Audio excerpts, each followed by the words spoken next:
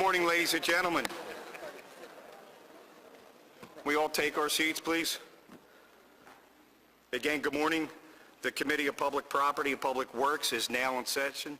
Would the clerk please read the title of the bill? Bill number 130156, an ordinance repealing Chapter 16-500 of the Philadelphia Code, entitled Councilmanic District Development Program, and replacing it with a new chapter, 16-500, entitled Philadelphia Land Bank, that authorizes the creation of a land bank and provides for its appointment, powers, and duties, all under certain terms and conditions. Thank you. First, I'd like to recognize that we have a quorum is present. To my left, I have Councilwoman Janie Blackwell, Councilman Green, Vice Chair Councilman Greenlee. To my right, Councilman Jim Kenny and Councilman O. Before we get started, I want to say a few words. As you can see, we have a lot of folks here, and the witness list, providing testimony today is extensive. The panels are kind of full, and there's many of you here. So I'm going to ask that those who come up in panels to testify keep their testimony to 3 minutes. We will be timing it because for the sake of time and repetitiveness. And when it comes to redundancy in support or opposition of the bill, if you would please, I am going to keep reminding as the panels come up to, if you have the same thing as the previous speaker, after some time, I'm going to ask that you, if you don't have anything different, if you have some support that isn't different from the previous speaker, please, by all means, make your voice heard. If not, please, as you come up as a panel, state your name, the community group you represent, or the group that you belong to, and state your position in favor of or in opposition of this bill here today. So I am unfortunately going to have to be a little stringent about these rules that we're going to be setting down for today. So with that, I am going to recognize Councilwoman Maria Quinona Sanchez. Thank you, Mr. Chair. I will be brief because I think the speakers will be more eloquent than I in terms about what we're attempting to do today. For many years, we've been working on creating the tools that the city needs to properly collect and dispose of delinquent properties that create blight throughout the city. I want to thank the Nutter administration and his team who were part of a work group with you, Mr. Chair, Councilwoman Janie Blackwell, the President's office, and myself as we talked through how do we operationalize that. There's still a lot of unanswered questions as it relates to that, but here's where we are. We are having a hearing today, and you'll hear from many, many groups from very diverse areas who've been working on this issue for many years. We have a historic coalition of private, public sector, grassroots community organizations, unions, and others who understand that Philadelphia has an opportunity today to be on the forefront of a reform process that will help us ultimately grow this city. I know that, Mr. Chair, you have been interested and have worked hard as it relates to our tax collection process. Our new council colleagues have worked on this issue extensively. And so here we have an opportunity with this new tool given to us by the state legislature led by Representative John Taylor. We have another tool in the toolbox. And so the issue that we will be talking today is how do we establish a mechanism to accept this toolbox, and how do we continue to work with this historic coalition of folks who've come together who all agree on one thing. We need to do a better job with our blighted and delinquent tax properties. I personally want to thank all of the members who have worked on this, the campaign to take back vacant land, the building industry, Liberty Resources. There's just an incredible wealth of talent and stakeholders, the Pennsylvania Coalition of CDCs, and others who have educated us, who have talked with us, who have debated us and who have challenged us to do a better job at leveraging the resources that we have, and in this case, our blighted resources, who can be assets for us to create affordability and accessibility throughout the city. So I look forward to this. As I said before, this is a work in progress. You, Mr. Chair, as Chair of the Public Property Review Committee, of the Committee on Council, we will count on your strong leadership through this as we operationalize this and make this a reality. And the reason why those discussions need to continue even after today is ultimately it is about resources, and we have to be committed, both the administration and council, to make sure that we appropriately resource this tool so that it could be as effective as it potentially can be. So thank you to the Committee on Public Property, and thank you to all the advocates for their work in getting us here today. Okay, thank you, Councilwoman. Well, we're going to get started. Here we go. Is there anyone here from the administration that wishes to testify today on Bill number 130156?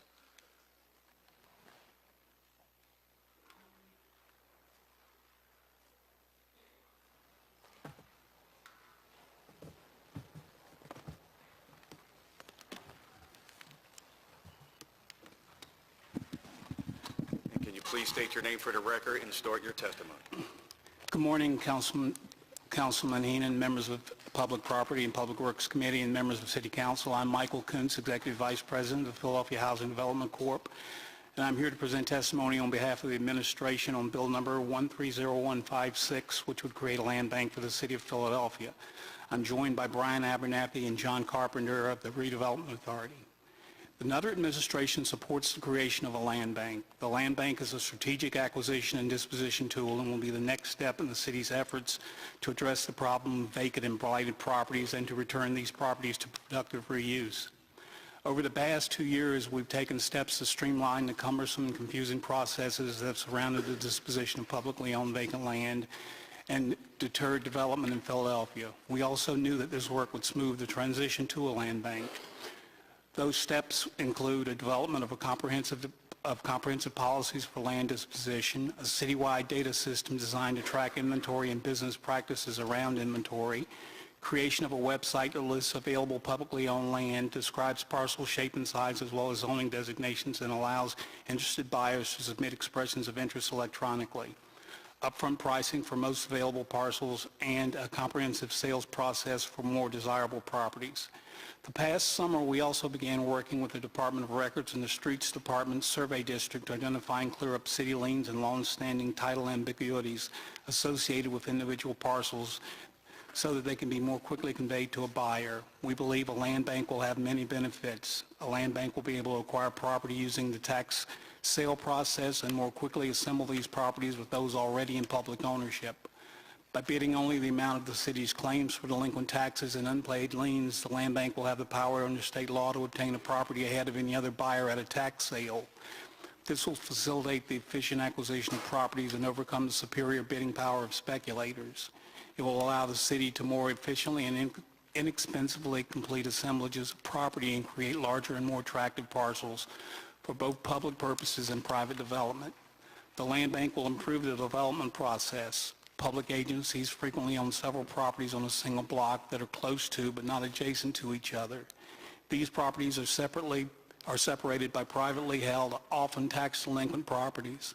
In the past, the city has used eminent domain to acquire these intervening properties, but the eminent domain process is complicated, time-consuming, and by and large too expensive to use, especially considering that NTI funds are nearly expended and federal resources have decreased. The land bank's new tax sale power will allow the city to acquire these intermingled properties for just the cost of bringing the property to the tax sale. With a less expensive process, the city will be able to assemble more of its fragmented inventory into usable sized parcels, making the current inventory more useful and valuable to everyone. A land bank containing all of the city's surplus properties would also improve the maintenance of the property within that inventory, as it is these expensive and more efficient for one entity to maintain the property than for 4 agencies to do so. This means existing maintenance resources will be better leveraged. That said, additional resources will be required if the parcels are to be maintained in the fashion we'd all like to see them maintained, and if a land bank is created by City Council, we will request additional funding resources during the FY15 budget process. From the customer perspective, whether it's a homeowner seeking a side yard, a developer seeking to assemble a development site, or a council member inquiring about a property, the one point of contact a land bank will offer a much simpler inquiry and disposition process. We support creation of a land bank, but we do have some concerns. While the city must maintain a strategic plan for the acquisition and disposition of property, we are concerned that a highly mandated specific strategic planning process such as the one laid out in the bill as introduced would be onerous, inefficient, and costly. Instead, we would favor a more flexible process that may be subject to council's approval. We also prefer the simplest, most direct means of council oversight of conveyances by the land bank, and that would be by means of a council resolution and only a council resolution. Finally, we believe that pricing policies must be flexible to enable the land bank to react nimbly to individual circumstances. The current language of the bill may constrain the decision-making process. With both policies and individual conveyances subject to council approval, we see no need for the bill to be highly prescriptive in an area where flexibility and responsiveness are key. We are eager to work with the sponsor and the committee to arrive at a land bank that both reflects appropriate land use goals and improves the current system. Thank you for the opportunity to present this testimony. My colleagues and I will be happy to answer any questions that you or other members of council may have. Is there anyone else with the administration wishes to testify? No, we're here to answer questions. Okay. Before we proceed and I ask any questions from this panel, I'd like to recognize our majority leader, Councilman Jones, has joined us. So I have a few questions. Excuse me. Okay. I have a few questions to the panel, and you could decide which one is in a position to answer it. In your testimony, Mr. Kuntz, you had talked about the transition to the land bank, to your agency. Can somebody explain to me how that transaction or that transition is going to take place, and what happens to the employees and their benefits and pensions, along the way during that transition? It would be our hope that in the next year we would work with the bargaining unit for those employees affected at the three agencies to effect a transition agreement. What would happen, it would be our hope that we would be able to assign employees from the three agencies, from city planning, from OHCD, from PRA, and from PHDC to the Philadelphia Land Bank, and not affect their retirement benefits or their salaries. When do you foresee these conversations and the plan for transition taking place? We've already started, Brian and I have already had very preliminary conversations with the bargaining unit, and we would hope that we could actually jumpstart them, get them going a lot quicker than maybe some anticipates. So we're really eager to start the dialogue with the bargaining unit about the transition agreement, because we believe that's the only way that this works. So the staffing of the land bank would be coming from multiple agencies for similar job responsibilities that they currently are performing at this time? Yes. Transition it over to the land bank, is that correct? That's correct. And there would be, and I guess the key thing for the bargaining units would be that we don't foresee any layoffs as a result of this process. Okay, so no layoffs, pensions are secure, and their collective bargaining rights will be honored? That's assuming that we can work out a transition agreement with the bargaining unit. Okay, Mr. Abner, do you have anything else to add to that? No, sir. Okay, anyone from the panel wish to speak? Chair recognizes Councilwoman Blackwell. Thank you, Mr. Chairman. Good evening, good morning. Days are so long, I got to figure out night from day. But at any rate, thank you all for coming, and certainly we believe in what you say and what your efforts are. we've been talking since the day this legislation was introduced about what happens to the employees. And it is my suggestion, and I'm requesting of the chair in this committee, that we hear all of our testimony, but that we pass legislation when we know the workers are protected. I trust all of you in what you say, but certainly there's a step above us and we need to ensure, having been here many times before, we need to ensure that workers are protected. We don't need to hear somebody saying, I worked at an agency 25 years, I got one more year before I retire. Then they're transferred to a new entity, and they have to start all over again, maybe at a different salary and different pension and all of the things that matter when it comes to employee issues. And so I am requesting of this committee that we hear all the testimony. This is a very important issue, but that we not pass any land bank legislation until we have in writing that all the workers are protected and that their pension, salaries, and benefits won't be decreased. That is my request, and I hope the committee will consider it and agree with me. Thank you, Councilwoman. Chair recognizes Councilman O. Thank you very much, Chairman. Did the administration do a econometric study of some sort that would indicate that by passing this legislation that the city, in putting this non-used land back into commercial, industrial, and private and public circulation, that there would be more income for the city? John, did you answer that? Good morning. My name is John Carpenter. In 2010, the Redevelopment Authority commissioned a study in collaboration with the Philadelphia Association of CDCs that tried to take a first cut look at that. And yeah, that study, while it wasn't perfect and it wasn't intended to be sort of the definitive answer to your question, estimated there was significant benefits to the city, both from a jobs and tax-based perspective, and to, over time, a reduction in cost to the city for caring for land as a result of doing a better job of bringing land back into productive use. Could you share that study with our chairman for distribution to this panel? We'd be happy to. Okay, so my next question then is, the money that you've identified that will be needed to support this, this entity, should this legislation move forward, how much money is that, and compare that to how much money will be created so that I could see that the overall tax burden on the citizens of Philadelphia will be reduced? I don't think we can completely answer the question you're asking today. However, I can give you a sense of what we think this program will cost to get off the ground. We think initially it's going to cost us around $1.5 million to do startup on the operation.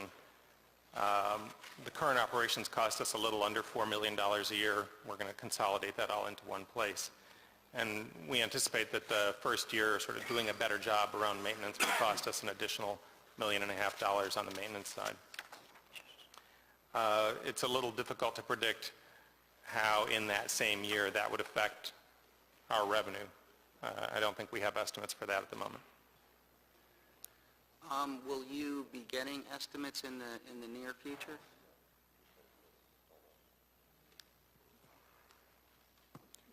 Yeah. Go ahead. The question is, will we be getting estimates on the revenue in the near future? I don't know. Yeah. Councilman, at least the way we understand the question, you're asking really about tax revenue over time, and unfortunately that's a difficult projection for us to come up with. We do have rough estimates over the first few years about what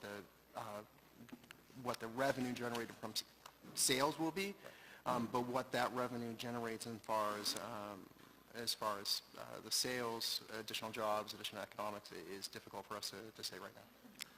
Okay, I do believe this is a great program. I believe it will put a lot of land back into use. I believe there will be a better outlook for Philadelphia, more tax revenues and other things. But that's my belief without any kind of data. And whatever data you have, would you share that with us so we could look at it objectively for our, consideration? Yes, sir. Thank you very much.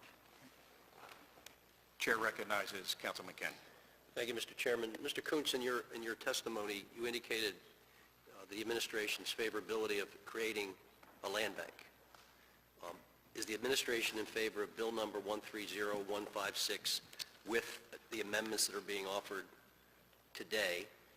Are you stating publicly the administration is for this particular piece of legislation? I'm sorry, I haven't seen the amendments that are being offered today. Well, if you get a chance to take a look at them, I don't know if you have them or not, but I mean, I just conceptually, I understand your support, but this particular bill and whatever's being proposed and amendments, I think you need to look at and then give us your opinion. Mr. Chairman, they don't have the amendments. Okay, well, we can provide them for you right now. Thank you. And And then would appreciate you reviewing them, and at a certain point, would recognize your position. Yes. Yes, we can do that before the end of the session. My point, Mr. Chairman, is just, you're here testifying in favor of this bill, and this is the purpose of the hearing. The bill's on the agenda. If you don't know what the bill says, I gave you in favor of it. And that may not be your fault, probably isn't, but I just need you to look at these proposed amendments and comment. Whether we agree with your position after that or not, Right. whether you agree with us after that or not, that remains to be seen, but you really can't compare apples and oranges and come up with something rational. Okay. Okay, We'll thank take a look. Council, Thank you. Councilwoman? Thank you, and then I know Councilman Green wants to speak. But those are my sentiments exactly.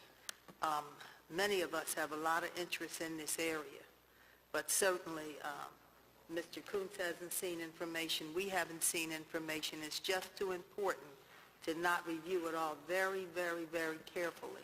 I like to be sure when it comes to the rights of people and their work rights, and also when it comes to property and development in the city of Philadelphia, but that we've had ample time to review it. And obviously we haven't, because we're just getting it this morning as well. So we haven't seen anything, and I'm not comfortable and I'm not prepared because I haven't had a chance to mull over things myself. So I feel much like Mr. Kuntz. You can't criticize, but you really can't say you've seen it because the information has not been shared. And that's another reason that we ask that we hear all the testimony, but that certainly we hold up until we have review time so that we're comfortable when we move forward. Thank you. Chair recognizes Councilman Green. Thank you, Mr. Chairman. Just a couple of quick things. I guess the first is, in your testimony, you say that you think that the land bank bill is too prescriptive in terms of process. I just sort of read through the process that's in here, and it doesn't seem all that limiting at all, and I just wondered if you could point to any specific areas where you have objections, or is this just the general administrative objection to council saying anything about how a department is run?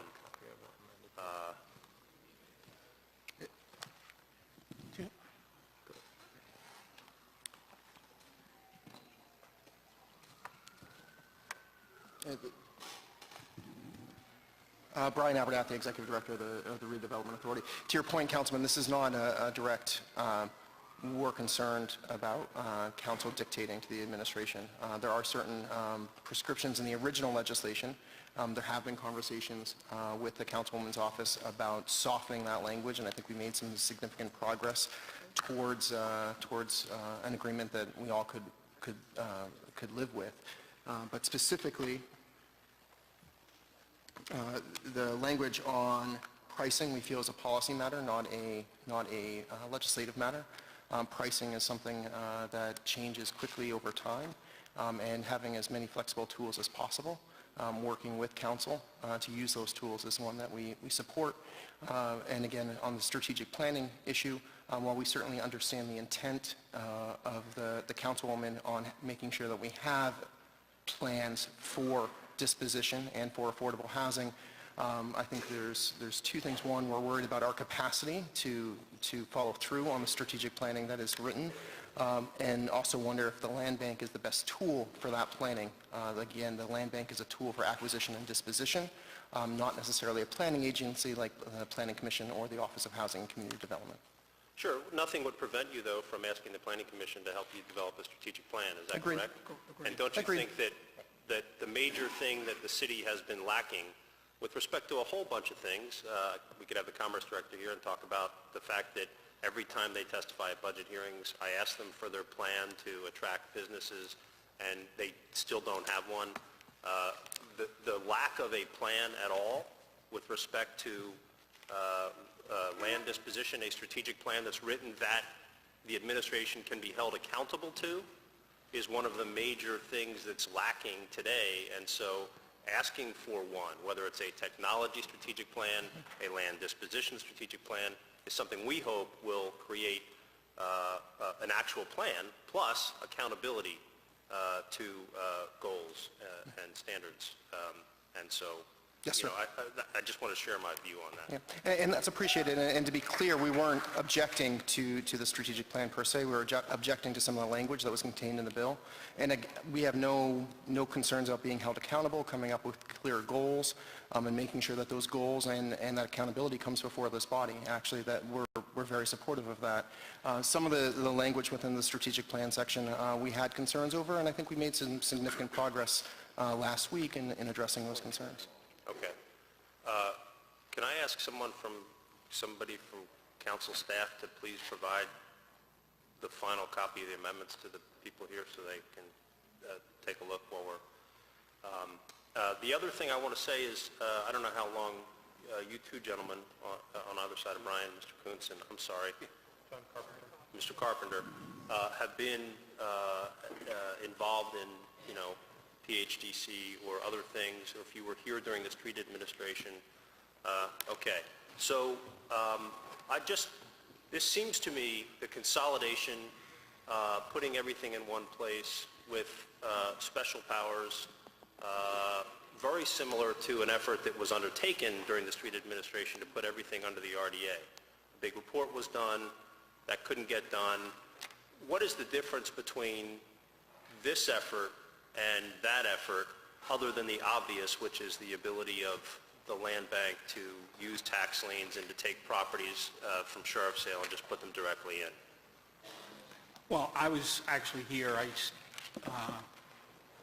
was at Office of Housing and Community Development in '92, and so I was actually on board for the transition of the housing agents, or the reorg of '93 in the Rendell administration, and for the limited reorg during the street administration. I think one of the things that leads me to believe that we can actually get this done and do a good job thereafter is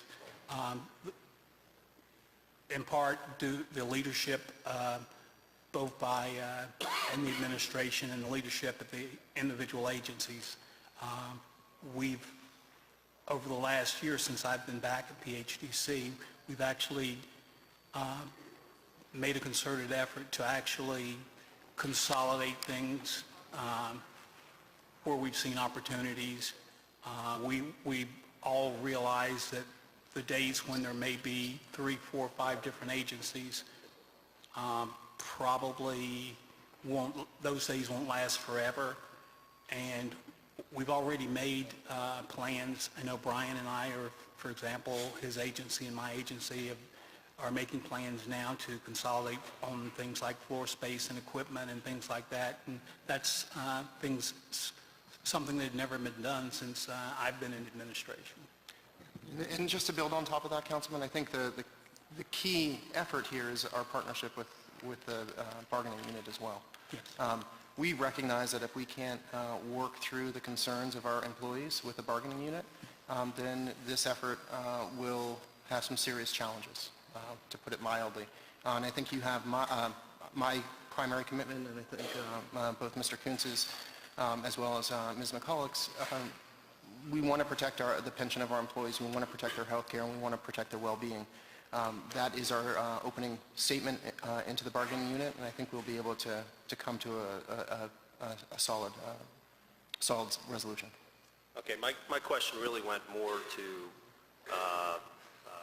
the consolidation under the RDA that didn't happen under the street administration, as opposed to what actually did happen. And this seems to me to be a very similar effort, except it's under a land bank in terms of one place for disposition. Sure. I think there's two primary differences. One of the biggest obstacles, having sat in council staff during that transition process, was certainly the objections of the bargaining unit. And I think Councilwoman Blackwell's leadership on the issue very much played into that, as well as prerogative being certainly an issue, and that's one that we are not tackling here today. Thank you. Chair recognizes Councilman Kenny. Thank you, Mr. Chairman. What do you believe in this new possible framework of land bank is City Council's effective and appropriate responsibilities and actions? What role do you think that the City Council should play once the land bank is established? What is effective and what is appropriate in the administration's view as the council's involved? I think that before any land is transferred, I think Brian and I and our staffs need to meet with the individual district council folks and determine exactly what properties should be transferred to the land bank and which might need a heavier touch and may need to stay at places like the redevelopment authority or in some cases even at public property.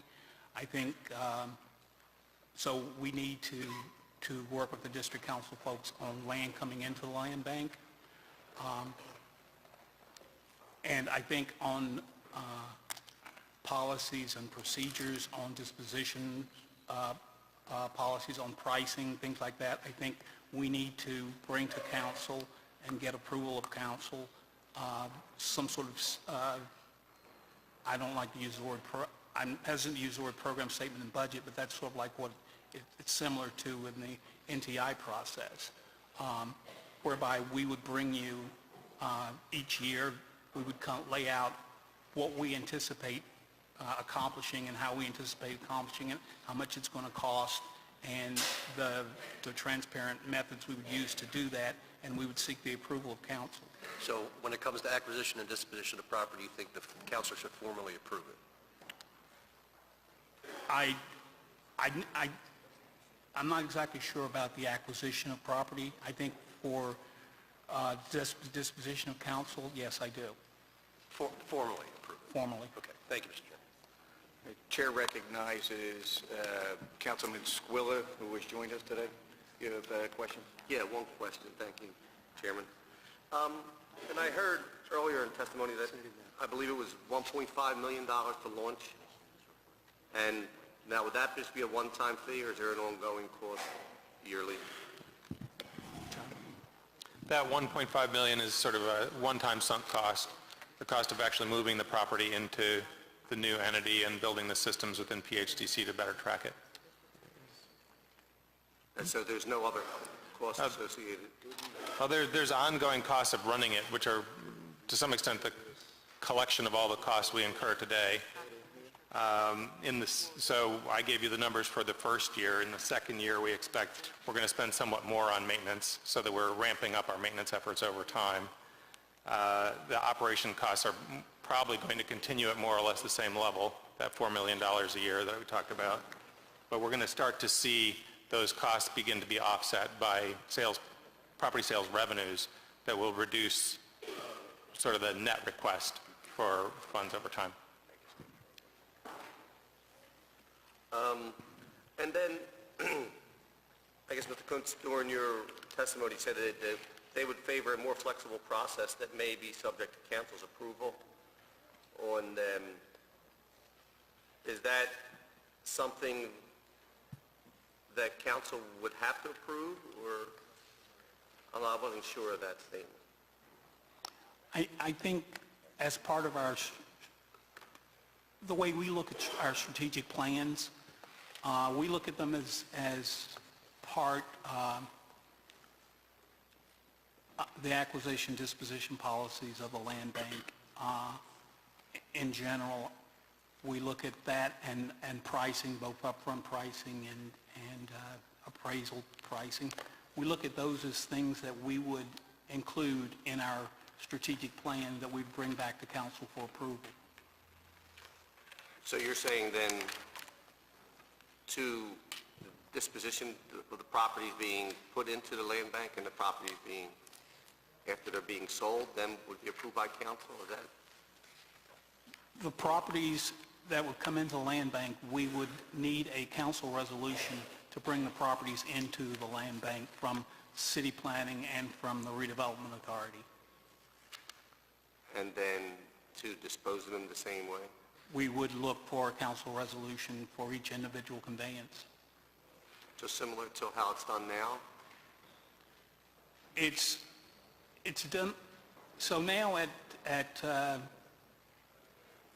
the Philadelphia Housing Development Corporation, there's about 1,000 properties. They don't require a council resolution. So that would be a change for those properties. At the redevelopment authority, all acquisitions are conveyed via our redevelopers agreement, and those properties are, that acquisition needs to be approved by the Philadelphia Redevelopment Authority Board and City Council. And for Vacant Property Review Committee, those transactions need to be reviewed both by the Vacant Property Review Committee, by resolution of City Council, and by the Redevelopment Authority Board. So it would simplify the process a bit. So then at this point, then the public property, housing authority property, RDA property would all be in this land bank? The properties, as I said before, we would sit down and we would discuss with each district council person which properties it made sense to be in the land bank and which properties it might make sense to keep at places like the redevelopment authority, I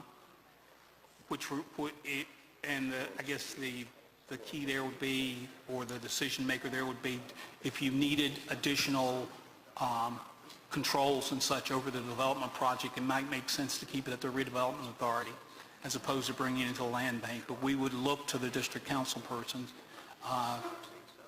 for some guidance there.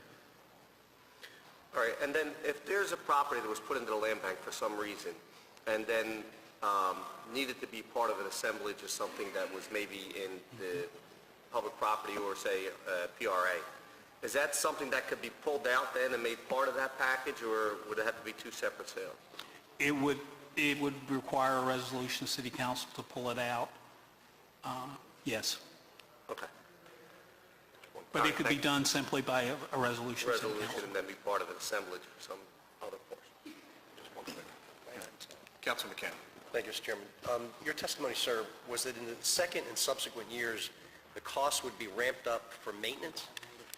I thought that was the whole purpose of the land bank, was to dispose of the property so we no longer have to maintain them.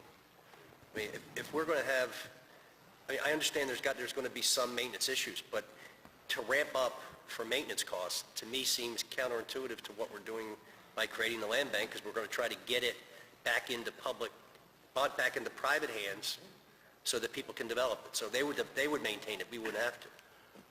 That is our plan too. However, it's important to understand that the majority of the inventory that's owned by the three agencies today is not well cared for.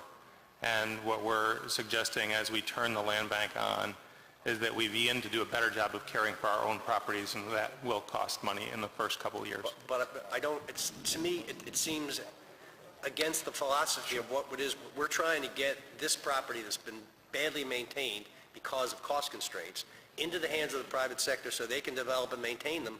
Why were we continuing to maintain properties that we haven't maintained, or going to increase maintenance on properties we haven't well maintained to begin with? Sure.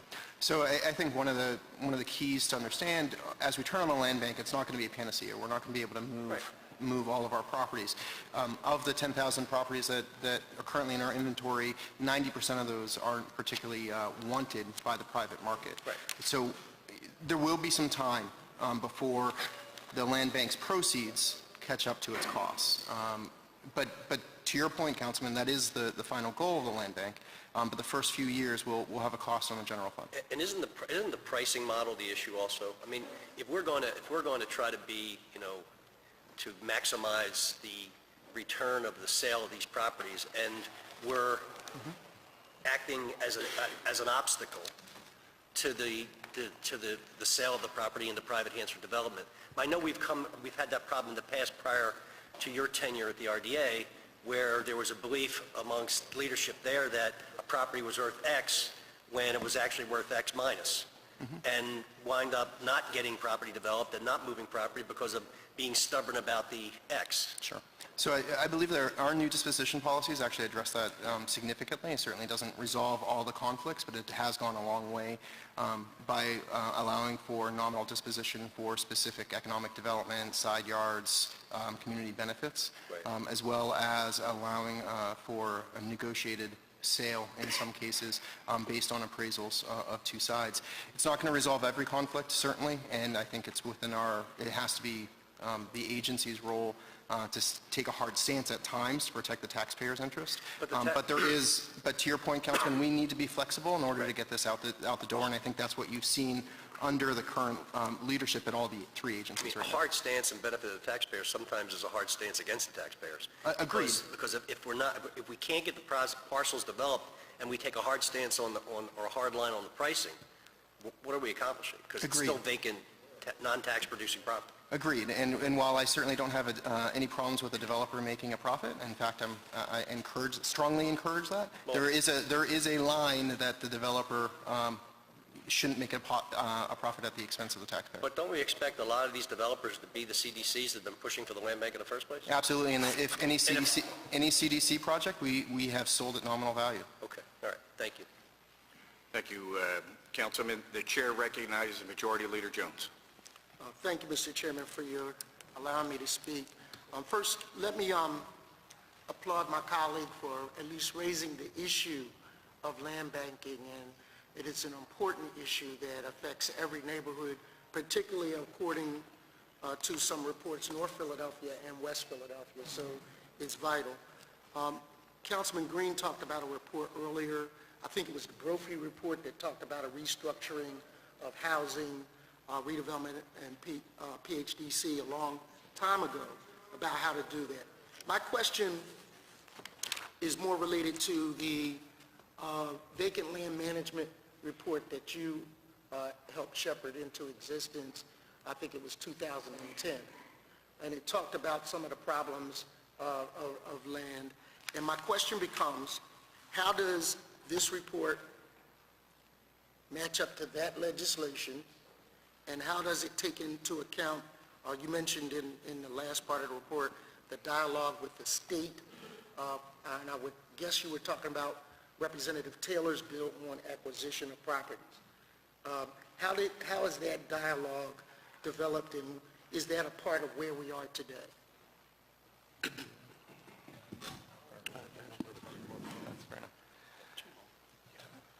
Thank you for your question. The report that was produced in 2010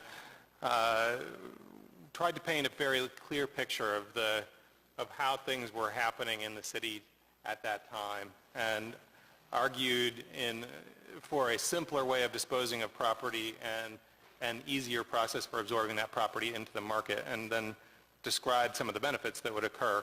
I believe the land bank, as it's proposed in the legislation, generally fits well inside the context of that report and is a good next step in moving towards the simpler systems that report had envisioned.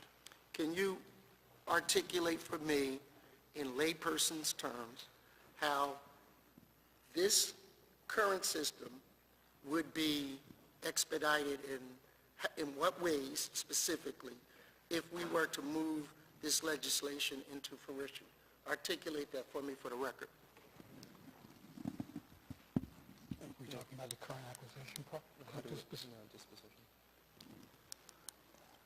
I think having all of the properties, or the majority of the properties, in one place, the Philadelphia Land Bank, having a single point of entry, having one application process, making sure that process is transparent, I think that alone would make the land bank bill worthwhile for me, as opposed to having to deal with 3 or 4 different agencies, different processes, and not a lot of transparency.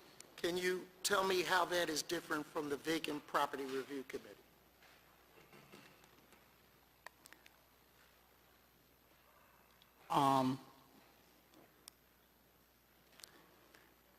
Currently,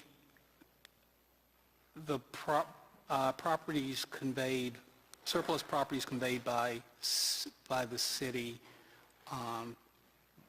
need to be conveyed one of 2 ways. One would be by a public process, or they would need to go through the VPRC process, which a citizen or a developer would come in to the VPRC staff, request the property, or they would come in online and request the property. Staff would vet the project and make a recommendation at VPRC. VPRC would then either approve or disapprove of the resolution. If the resolution is approved, then it would go to city law for a deed. Then it would go through the redevelopment authority. Once a deed came through, it would go to the redevelopment authority board for approval, and subsequently conveyance to the developer or the citizen. How is that different than what is being, After council approval, of course. I don't have a dog in that fight at this point, but I want to know how it's different. What before, after, on a matrix, how is it different? And how would it be more efficient? Well, I think just having, as I said earlier, I think having one point of contact for all of the properties makes it more efficient. I think just having, instead of having the process, and once again, I haven't read all of the amendments, so I may not be privy to everything that's planned, but it would be a very simple process of staff reviewing a disposition that came in, approving it, resolution of city council, resolution of the Philadelphia Land Bank, and a resolution of city council. What would be helpful to me, Mr. Chairman? A matrix? If you could request a matrix that shows before and after, that would clearly, if there are 52 steps under the current process, if we're knocking them down to 40 or 20, to be able to see that in a PERT chart, if indeed, if we were really getting fancy, the cost of each of those steps, if they could be eliminated. I mean, I'm not trying to make you bring me the broom or the wicked witch of the West, but I do, for analysis purpose, want to see that. And at the end of the day, your report did a good job of talking about the cost to Philadelphians on holding costs. So if in fact one process is better than the other and it reduces those, but not just to throw it in the air and say it will, but factually show us how. That would be helpful for me, Mr. Chairman. Okay, thank you, Majority Leader. If And you we can could provide that to the chair, information. that'd be great. We can provide that matrix of both processes, both as is now and as we envision it with the Philadelphia Land Bank. All right, if you provide that to the chair, I'll distribute it to all the members of this body. Will do. Thank you. Chair recognizes Councilwoman Sanchez. Thank you. I just want to kind of clarify a few points, and I don't want to belinger them because I think some of the folks will talk about it. This process is about toolboxes, and I appreciate Councilman Jones's question because I think they're very important. Unlike a tax bill, there's a lot of operationalizing to this that we have to talk through because ultimately it is about resources, and I spoke to that a little earlier. PRA is the creation of the state that gives us a toolbox. It's eminent domain. It's very costly, but it's very important, and all of us use it for tax credit deals, and that's why the discussion about what goes into the land bank and what stays at VPRC is a council decision because it depends on what their development strategy is. PHDC is a toolbox. It allows us to clear municipal liens, and it's one that we should continue to utilize and figure out how the tool is used. VPRC is our creation also. That is a toolbox, and then the land bank providing the final tool, which is allowing us to acquire delinquent parcels in a cheaper way and expediting the cost to the end user. The only thing that I will caution, because I do think it is very real that we got to talk about a budget, how council agrees with the administration that this gets operationalized, and then the resources we put into it are going to be important. Right now, the City of Philadelphia is one of few large jurisdictions that puts no general operating money in our CDBG allocation. Our community block grant money comes with a lot of strings and attachments. It's tied into poverty rates, it's tied into job creation, and it's tied into affordable housing. Our ability to put general operating money will allow the land bank, I believe, and this is something that, again, policy and some of the strategic planning pieces will allow us to leverage our resources so that when we're doing a project that is based on goals that may not be specific to the federal government, that we can do that. And I think we've seen that in some of the work we've tried to do around some of the commercial development stuff and others, where the restrictions of federal dollars limits our ability to do the right thing on some of the commercial corridors. So I think all of those questions are legitimate. I think even the flow chart and what we want to see, I think some of those we still need to work through as we look at the budget allocation. There's a couple of discussions that will be added to this, again, as we operationalize it. We currently spend, as many of the reports have shown, eConsult, another around $20 million on vacant land. When you look at what's at L&I, when you look at other buckets, and clearly we want to leverage those better, but I think there has to be a general agreement that what we're doing now is not the best. So sometimes the savings can't be short-term because we want to do our job better. And so as a district council person, I'm sure you are acutely aware when you want to get stuff clean and sealed and maintained appropriately, that's called priceless sometimes for us, particularly for the neighbor that lives next door. So I think this is about toolboxes. I think all of the issues that are brought up, some of them we have to continue to work through because ultimately it is about the resources. So thank you. I just wanted to clarify this. This is a different toolbox to the ones we have and we will continue to utilize. Thank you, Councilwoman. Are there any other questions from the panel, committee? Okay, with that being said, no more questions for the administration. I appreciate your time, and if you could provide to the chair some of the requests that the committee had, we'd appreciate it. With that... We will, thank you. Thank you. With that, we are going to start our public testimony in panels. And again, I want to reiterate, we are going to be pressed for time as far as limiting the testimony to 3 minutes. Again, 3 minutes for each testimony. In the first panel, Tom Earl, Rick Sauer. And for the record, I also would like to recognize Councilwoman Blondell Reynolds Brown.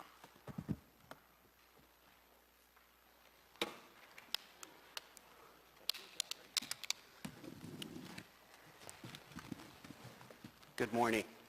Good morning. Please state your name for the record and proceed with your testimony. My name's Thomas Earl. I'm the current president and CEO of Liberty Resources and a member of the Taking Back Our Vacant Land campaign. I'm here to provide an overview of our testimony in support of the land bank in its present form, including its strategic planning requirements. Councilman Heenan, members of the Public Property Committee, and other residents who want to see blighted properties in Philadelphia put back to productive use. My name is Tom Earl. I'm with the Liberty Resources, and 3 years ago, Liberty Resources helped found the Campaign to Take Back Our Vacant Land Coalition, which has now grown into a citywide coalition of more than 45 faith, labor, and community groups committed to ensuring that Philadelphia tackles our city's vacant land crisis and does so in a way that benefits the hardworking, long-standing residents of our city. Many of our fellow citizens struggle to make ends meet, whether that's a roof over their heads, in a decent, affordable, accessible home, enough food to eat, or places to shop in their own neighborhoods. A land bank, if done correctly, can do these things in a correct manner and change our neighborhoods into productive uses. I am proud to speak to you today on behalf of the coalition, and I'm delighted to have worked alongside such a strong and diverse group. I do want to give special acknowledgement to the members of the steering committee of our coalition, which are the United Food and Commercial Food Workers, Local 1776, the AIDS Coalition to Unleash Power, the Poor People's Economic Human Rights Campaign, the East Park Revitalization Alliance, Disabled in Action, Women's Community Revitalization Project, and our many friends at District 1199C. There are three areas that I'd like to highlight in the ordinance as currently proposed in March. And obviously, we've heard some testimony this morning about one of the major goals is Philadelphia simply has too many properties that are vacant or blighted. Numbers estimate this at 40,000 properties. Our cities, all of these properties, instead of being scattered across an alphabet soup of agencies, could be put into one entity, a new land bank. And we have too few tools, as Councilwoman Sanchez has aptly pointed out, to make sure that that these properties don't continue to sit in the hands of speculators who do little to nothing to improve their neighborhoods where these properties sit. Thanks to the legislation passed in Harrisburg last year under the leadership of State Representative John Taylor, the City of Philadelphia now has a tool to proceed forward with the land bank and to acquire tax-delinquent properties without risking their sale to speculators. This is a tremendous, powerful tool that does not previously exist. Excuse me, Mr. Earl, if you could, time's moving forward here, if for the sake of expediency here, could you summarize the rest of your testimony and it will be submitted for the record, please? The other element that we fully support, Councilman Heenan, is a fairness aspect to the bill, in particular Section 16709 3C, which specifically addresses the strategic planning process. We think this is very important and absent from any current instrument that the city has in its toolbox. We want to make sure that this is mandatory, that these strategic planning requirements and goals to consider equitable data in particular neighborhoods, to make sure that these properties and buildings can be reused for useful purposes of affordable, accessible housing, community gardens, urban agriculture, and other free space and green space are not an option. We've seen too many options where these goals are stated but never enforced, and we want to make sure that the language that currently reads that may be used is very clearly made shall be used. It should be mandatory. We want strategic planning and specific goals for these reusings of the properties. The last point that I'd like to highlight to the committee members is that this will also help with transparency. We're now at a time where city government is sometimes viewed as a lot of deals happening behind closed doors. We need to end that image. The transparency element will be enhanced by having 4 community members appointed, 2 by City Council, 2 by the mayor, and this helps with imposing a government with people, for the people, and a land bank that we can trust. Mr. Earl, thank you for your testimony. Mr. Sauer, if you could summarize your written testimony and then submit your written testimony for the record, we would appreciate it. Yes, I did provide longer written testimony up there, so I'll That's do great. a If you shorter could summary. summarize that, please. Thank you. So thank you, Chairman Heenan and other members of City Council, for the opportunity to testify today. My name is Rick Sauer, and I'm the Executive Director of the Philadelphia Association of Community Development Corporations.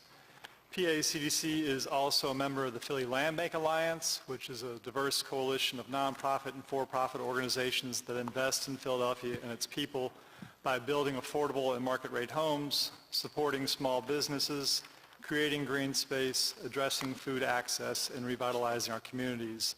And you're going to hear from many of those folks today.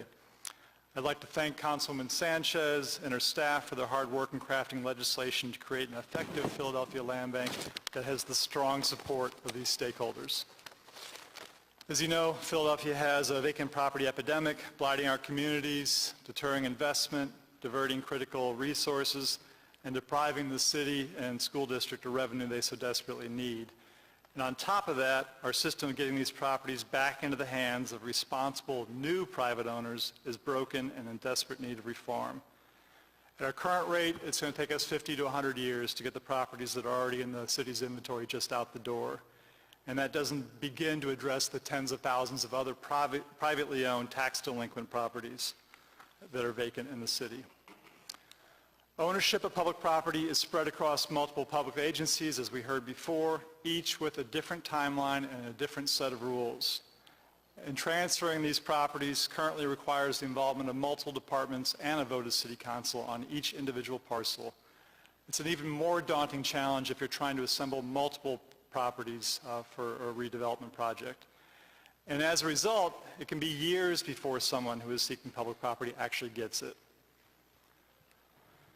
For these reasons, we urge you to vote in favor of Bill number 130156, which would create an effective Philadelphia land bank that would consolidate publicly owned vacant property under one roof and provide a streamlined process for their disposition. The residents of Philadelphia's neighborhoods that are saddled with vacant properties and stakeholders working to revitalize these communities deserve an efficient, accountable, transparent, predictable, and equitable land bank and council process. They deserve a land bank and council process that will get public properties into the hands of private owners quickly, in 3 months, not 3 years. They deserve a land bank and council process that can tell them up front whether or not they will gain ownership of a parcel before they invest significant time and resources. They deserve a process that operates transparently and gives them a reason if their application for a parcel is denied. They deserve a process that is equitable and balances the needs of market-rate housing, affordable housing, business development, green spaces, and community gathering spaces. And they deserve a process that is accountable to performance measures by ensuring data is published and evaluated on how the reform process is working. The bill before you today has introduced, gives Philadelphians what we deserve, and has the united support of the 15 diverse citywide organizations that make up the Philly Land Bank Alliance. Mr. Sauer, if you could wrap up your testimony, please. So in closing, as you consider any potential amendments to this legislation, we urge you to only support amendments that will make the process of acquiring vacant parcels and transferring them to private ownership more efficient, more transparent, and more equitable. We want to thank you, Chairman Heenan, for convening today's hearing, for Councilwoman Sanchez and the co-sponsors for moving this legislation forward, and for the mayor and his administration for their leadership in working to end Philadelphia's vacancy epidemic and supporting an effective Philadelphia land bank. So on behalf of the more than 100 organizations and 400 individuals that have endorsed an effective land bank to turn our empty vacant spaces into vibrant, useful places, we urge the committee to report this bill favorably with a favorable recommendation today because we can't afford any further delays. Thank you. Thank you. Thank you for your testimony.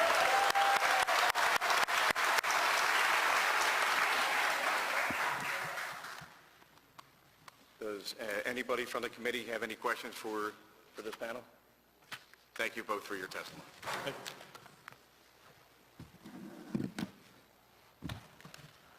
Clerk, would you read the next panel, please? Next panel, Ann Fadolin, Alan Dahm, and Alan Malik. The following panel, after this panel, will be John Meyerson, German Perotti, and Connie Morrow.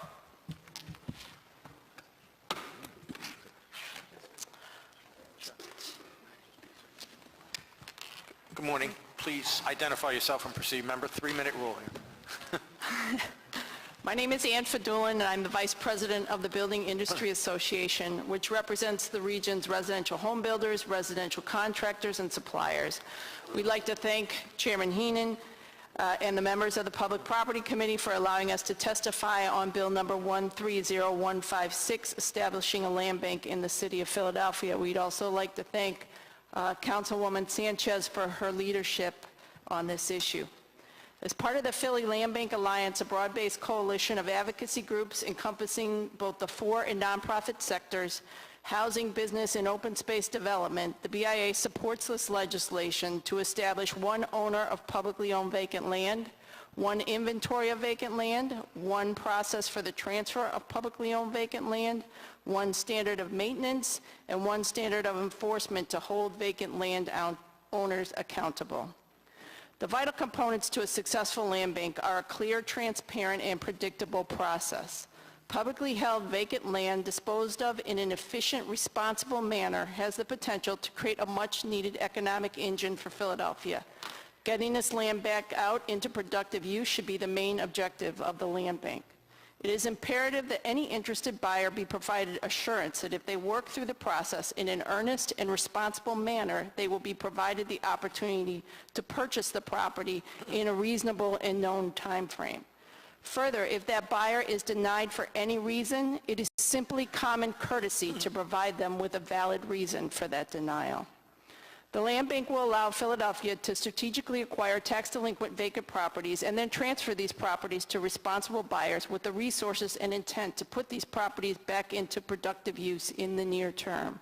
The land bank has the potential to turn publicly held properties, currently of substantial economic drain to the city, back into productive use and serve as an opportunity for much-needed economic revitalization.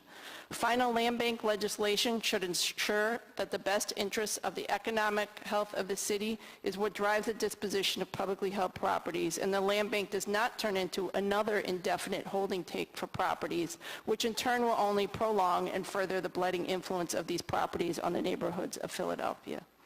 The BIA urges City Council to support Bill number 130156 to establish a fair, transparent, and predictable land bank in Philadelphia. The members of the Building Industry Association look forward to continuing the fruitful dialogue we have with City Council about how best to support and facilitate meaningful development in the city of Philadelphia. Thank you for your consideration. Thank you. Thank you, Ms. Fadulin. Ms. Capozzi, or who would like to go next? Okay. Please identify yourself and proceed. Thank you, Mr. Chairman and members of the committee. My name is Alan Malik. I'm a senior fellow with the Center for Community Progress, non-resident senior fellow with the Brookings Institution, and a lifelong Phillies fan. And you should have put that first. And I've worked for state and federal government, state and local government, not federal, for many years, and I've been working for the last 15 years on urban revitalization and problem property issues, and I've followed land banks around the country closely. I'd like to make it clear, land bank is not a panacea, and people who expected land banks to turn cities like Flint around have been disappointed. But I think, and this is, I think, my main point, Philadelphia is different. And because it's different, I think a land bank can be a tremendous boost for Philadelphia's economy and financial picture today. Philadelphia has made incredible strides over the last 10, 15 years in stabilizing its population and recreating a strong housing market. In the last 2 years, its population has grown by 25,000 people. And in many parts of the city, housing demand is strong, and with the right steps, that demand could spread elsewhere. It's fragile in many cases, but it's there. And this is where the land bank comes in, because if Philadelphia is going to tap the potential demand for development that exists, land has to be available for developers and nonprofits in a timely fashion on reasonable terms. And realistically, with so much of the city's land tied up in public ownership, tax delinquent, and with other problems, the private real estate market is simply not capable of supplying the amount of land in a way that development can move forward. Land is basically a huge bottleneck in Philadelphia's progress. And that's where the land bank can make a difference. If it can assemble properties from multiple sources into a single inventory, clear title on them, and market them expeditiously to qualified entities to do development that benefits the neighborhoods and the city and increases the real estate tax base, that is a major achievement. To do that, a land bank has to do three things very well. It has to be able to acquire property and control high as well as low value properties, assemble properties, and take properties through the tax sale process. It also is going to need to be able to maintain properties at high quality. No matter how good it is at disposing properties, it is going to be at any given point holding an inventory of vacant buildings and vacant lots, which it will need to maintain.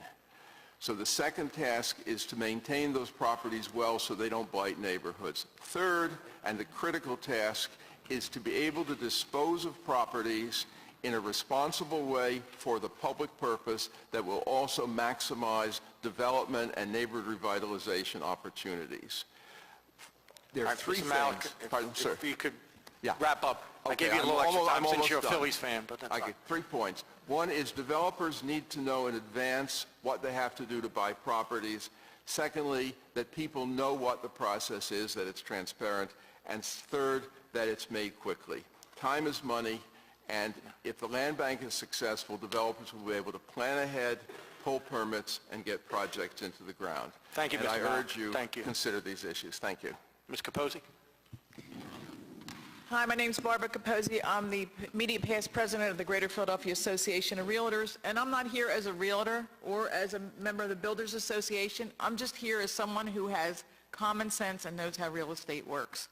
The more cumbersome, the more subjective, the more dragged out this process, the less the people that really, back here, our coalition is so amazing with 15 different groups. It's not about, you shouldn't have to know somebody to get one of these parcels. You shouldn't have to be a realtor.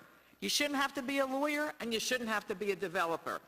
Frankly, I'm all three, and I would walk away from this process every day of the week. I would walk away from it.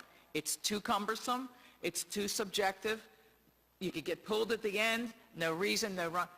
This bill is a little step forward. It's not as great as what I would have liked to see, and we understand there's amendments that we actually have not even seen. After working on this, the Greater Philadelphia Association of Realtors has been working on this with the Redevelopment Authority through 10 different name changes, 10 different processes. I agree with Councilman Jones. I tried to do a flow chart. We all did. Everyone back here tried to do a flow chart and a matrix. It's crazy. It's impossible. As it is right now, and even with this legislation, it's impossible. You know our mantra is one owner, one database, one system, one process, one maintenance code, one way to enforce all this. There's just no other way to do it. We're all here as a resource to you. GPAR has put its formal testimony in writing, and I hope you take the time to read it since we've been working on this. Everybody here has gone to hundreds of meetings, thousands of emails, and read tons of documents. This is just my file from the last 3 months. So, and please know that we do respect council's role, and that's why we want it up front. That's why we want council's say on these parcels up front. And once you've passed on it, and let it go to the committee, let them do their work. They're all good people, and we're all here to help everybody get this through. Again, the Greater Philadelphia Association of Realtors is not concerned about selling these parcels themselves, but we know the value of getting these parcels out of the city's hands and back into the hands of churches, neighbors, developers, CDCs, that'll really garden people. Anybody is better than having the city own it. The city does many things great, but one of them is not own and maintain real estate. So please get out of my business, and I will stay out of yours. But if we can help you in any way, we're here for you. We're out of here. All right, Chair recognizes Councilwoman Blondell Reynolds-Brown. Thank you, Mr. Chairman. Good morning. Good morning. I have paid attention from the sidelines on this issue under Councilwoman Sanchez's leadership and those in the mayor's administration. And I need to first congratulate that a coalition of this scale with so many different stakeholders in and of itself is worthy of applause and praise. And the stick-to-itiveness that it's clear it has been an essential element to get you to this point. It seems to me an understandable flow chart, again, as a listener sitting on the sidelines, seems like a reasonable long-term goal as you go down this road. My question is there a municipality that can serve as a template or that has a gold standard that we can look to as a place we want to move to when it comes to land bank and all of what that looks like? I think there's some municipalities where you can learn some useful things from. I don't think there's any one that's really the model. I think the land bank in Cuyahoga County, which includes Cleveland, is probably the one that I would look to most. How old is that land bank? About three to 4 years. Okay. And typically that suggests there's some lessons learned there that we can look at to see what we can do, what we can avoid, I guess, in trying to move to the same place. But I think Philadelphia has a real asset that Cleveland doesn't have, is that Philadelphia has a lot more demand for land that it can tap into than Cleveland has. And that's a real strength. Okay.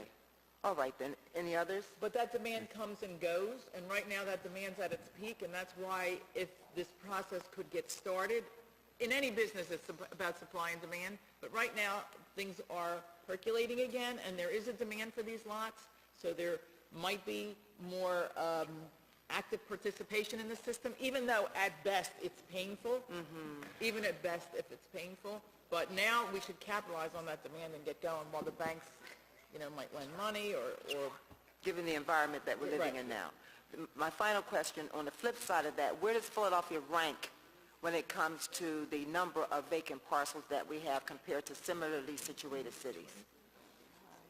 Well, the best guess is Philadelphia has about 40,000 vacant lots. And that's been the case since I was on the board at OECD. And that's the fact that Philadelphia's condition has been improving in many respects is why that hasn't taken off. It's just been, but it's been steady because the city hasn't been able really to tackle that long-term inventory of vacant land.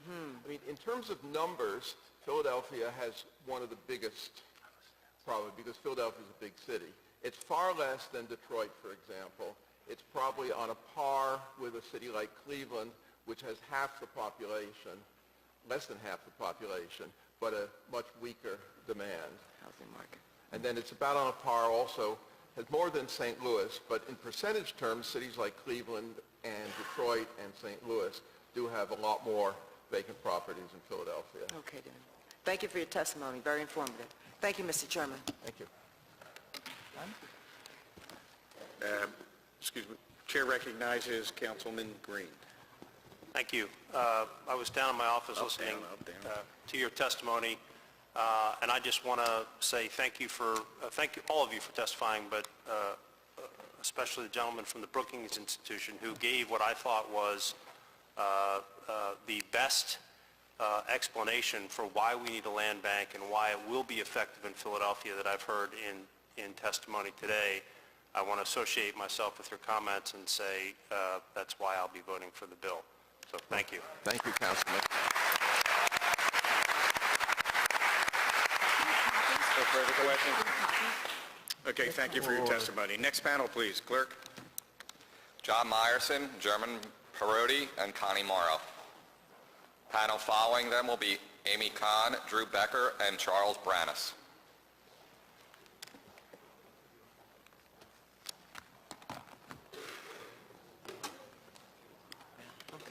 Yeah.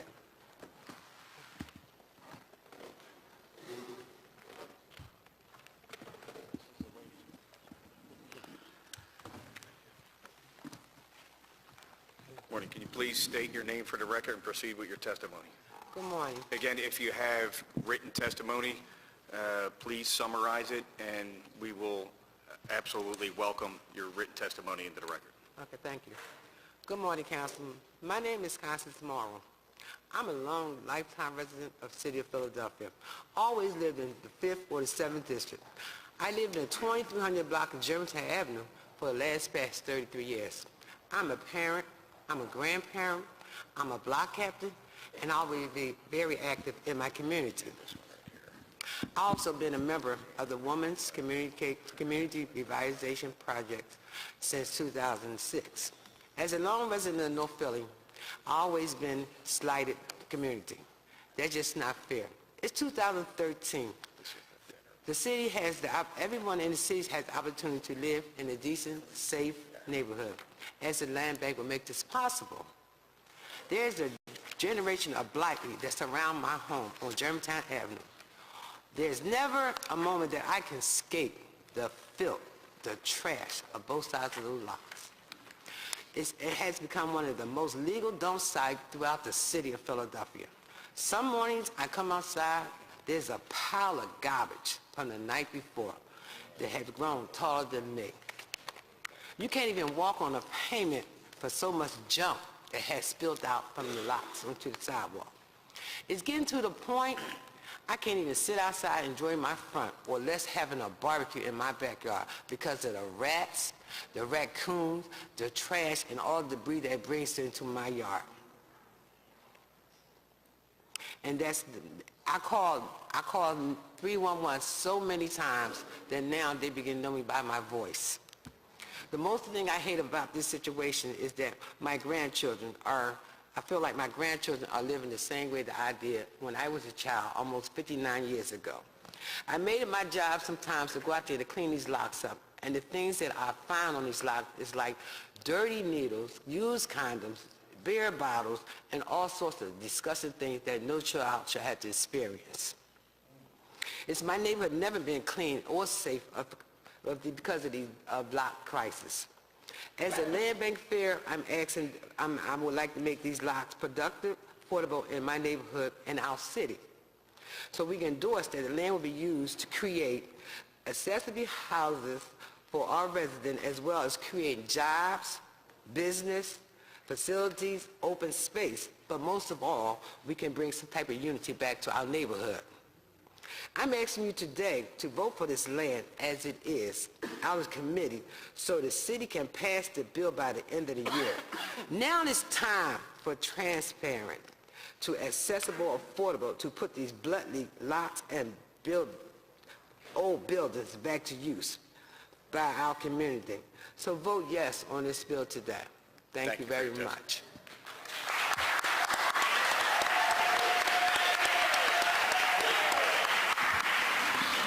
Can you state your name for the record and proceed with a summarized testimony, please? My name is Herman Parodi. Good morning, Councilman Heenan, members of the Public and Property Works, and I want to personally thank Councilwoman Sanchez for all the work that she's done in making Bill 130156 a reality, and hopefully it goes through Council. Again, my name is Herman Luis Parodi. I'm a resident of District 7th for 8 years.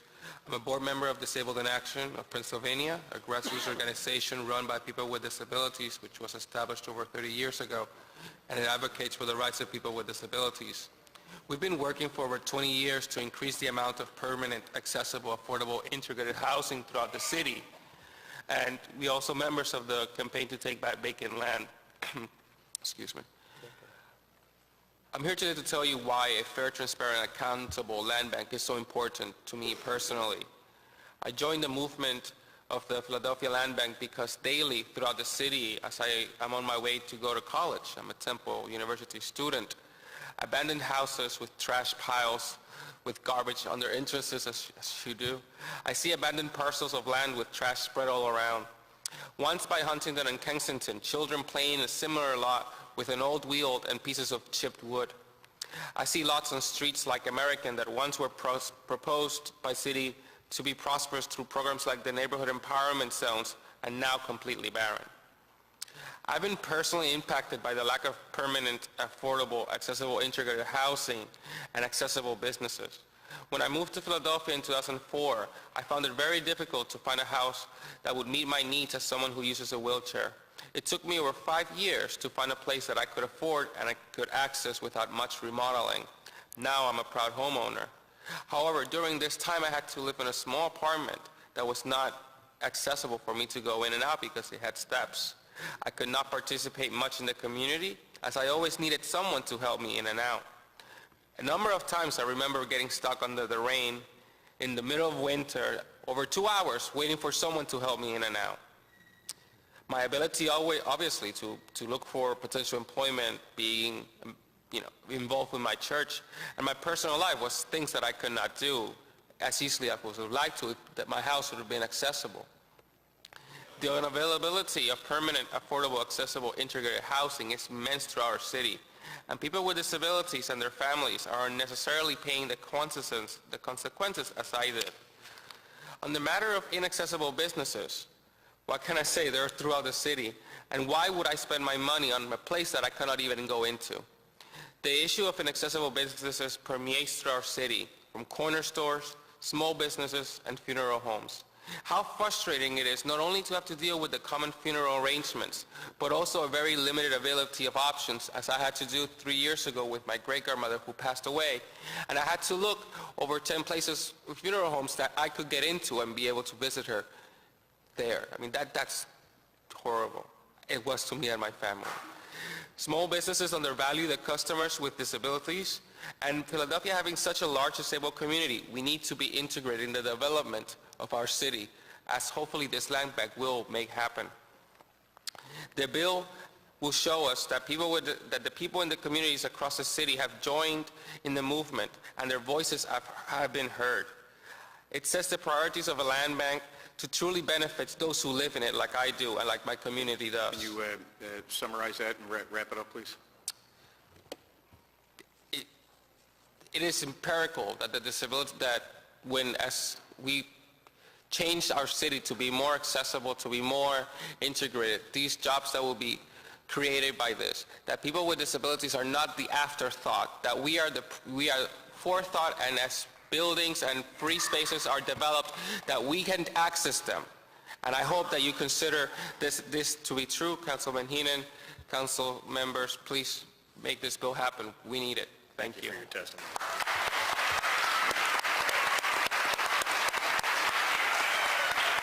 Please state your name for the record and proceed with a summarized testimony, Yes. please. Thank you. You know that will be hard for me, Mr. Chairman, but I will try to keep my remarks short.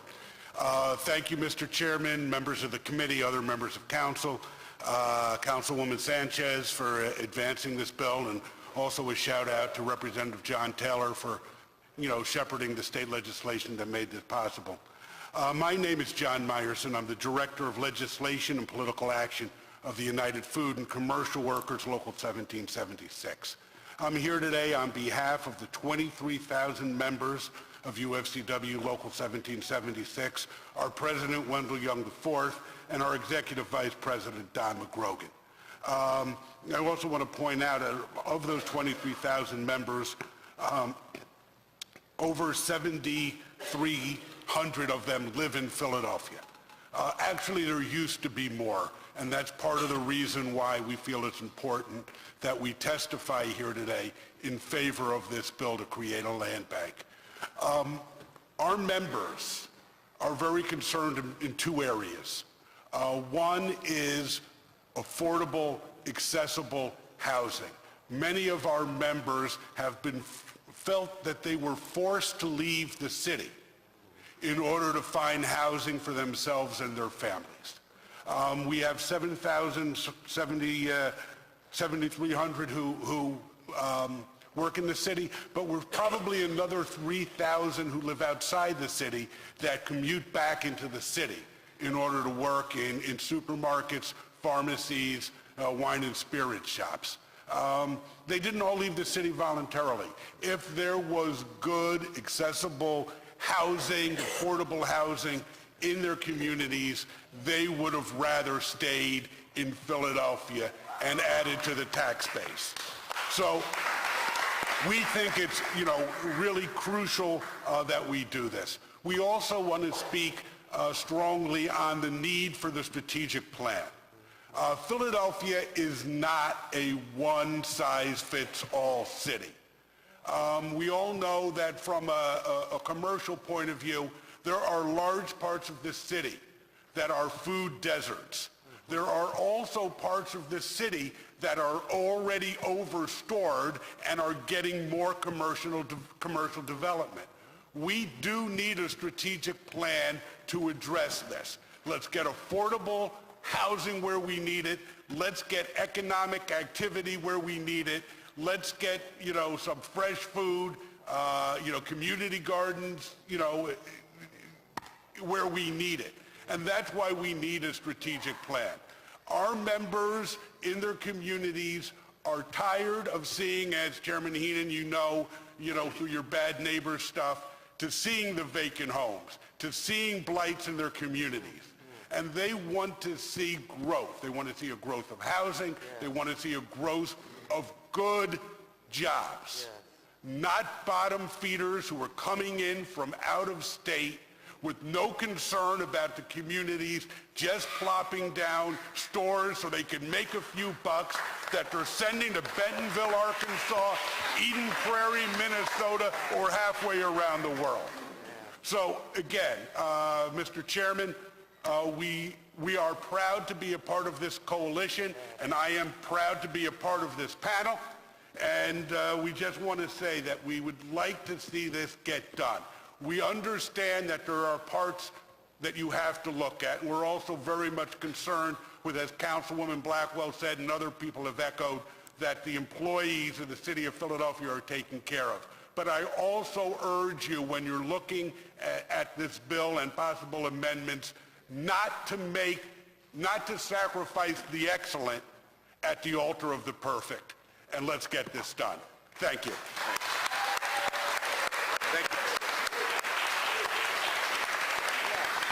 Thank you all for your testimony, and your written testimony will be submitted in the record. Clerk, could you read the next panel, please? Next panel is Amy Kahn, Drew Becker, Dick Voigt, and if John Cromer could step inside the rail and have a seat, that would be great. Thank you.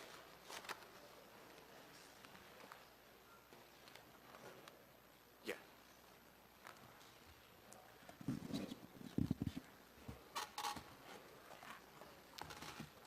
If you could state your name for the record and proceed with your testimony. Again, if you have written testimony, I would respectfully ask that you summarize it, and your full written testimony will be submitted to the clerk for a record. Thank you. Thank you, and thank you for the opportunity to testify. Thank you, Councilwoman, for all of your leadership. I will cut to the chase. I have very little voice, and I know I have very little time. My name is Amy Laura Kahn. I am testifying in my capacity as a staff attorney at the Public Interest Law Center of Philadelphia, where through our Garden Justice Legal Initiative, I provide pro bono legal and policy support to Philadelphia's gardens and farms. The Law Center believes in the power of urban agriculture to build community assets, foster youth leadership and intergenerational relationships, support economic independence and environmental health, and eradicate blight. We believe that the number of gardens in Philadelphia may now exceed 800 on over 2,000 parcels. The city has for years tacitly accepted gardening and farming as a core strategy in blight reduction, but has rarely offered a clear path to legal access, much less permanence, even when garden spaces have become undeniably sewn into the fabric of the community. My written testimony includes stories of the quagmire that is the current process, including the story of one set of spaces that have been in the same community since the 30s and 40s, and still they struggle to keep that land. A viable land bank could fundamentally transform the situation of hardworking communities based on the powers enumerated in the bill, to acquire tax-delinquent land and clear title and liens, to consolidate parcels now held by multiple agencies, and to offer any parcel for nominal or discounted sale if the Land Bank Board recognizes the end use to benefit the community. This is crucial. For newer gardens, where the transfer of title may not be appropriate or the right first step, the Land Bank has the potential to expedite the process of obtaining leases or licenses, a process that continues to take months and years currently. The Law Center views these as critical opportunities to incubate community-based nonprofit and for-profit enterprises, providing neighbors with the chance to see improvements happen more quickly, and again, helping to rebuild trust. We welcome a land bank that ushers in a culture of openness and engages the public in setting priorities, developing policy, and planning for the future of their neighborhoods. The strategic planning component will be a huge next step. The city needs to look at existing resources and determine with neighborhoods what they need when making vacant land decisions. Concurrently, gardeners and farmers will want to understand plans for particular parcels and the surrounding area before putting down roots. This will be facilitated not just by planning, but timely on-site notification, which is in the current bill. Clear communication between land bank staff, neighbors, and community groups, which doesn't happen often enough now, and accessible data and tracking systems. For a land bank to make a difference, particularly for community members without an advocate or political savvy, or for whom English may not be a first language, we need a predictable, transparent, equitable process that is the same for everyone. The benefits of gardens and farms are only realized after significant input of time and financial resources. When land status remains uncertain, investment from nonprofits, residents, and funders alike can wane, putting important work in jeopardy. It is my hope that a viable land bank will provide the city and this council the opportunity to restore the trust of its constituents who have struggled for years to gain legal access and long-term land tenure with no clear way forward. Thanks for the opportunity to speak today. Thank you for your testimony.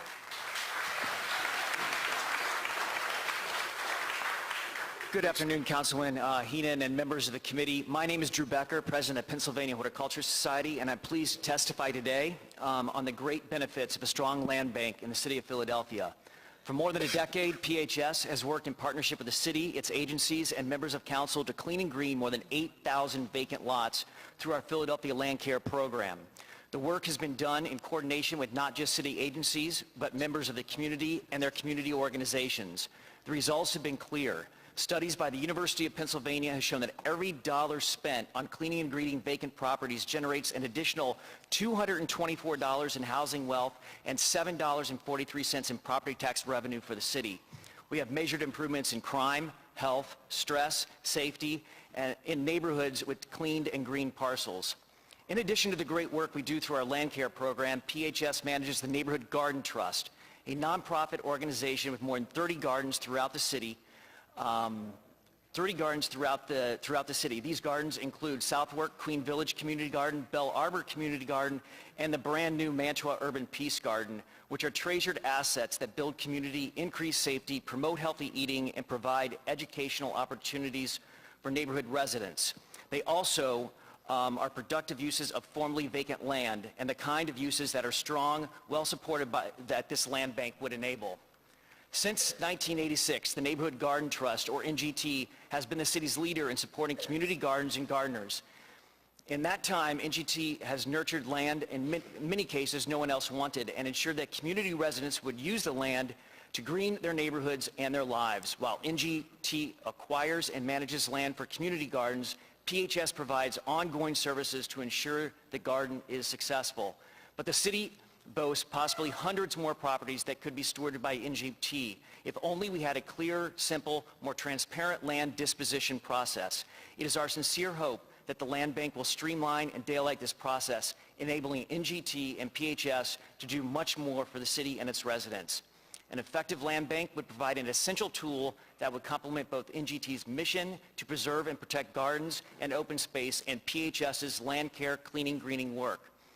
With these other strong, highly functioning programs already in place, the land bank is the missing piece of the puzzle. Today, we encourage you to complete this picture.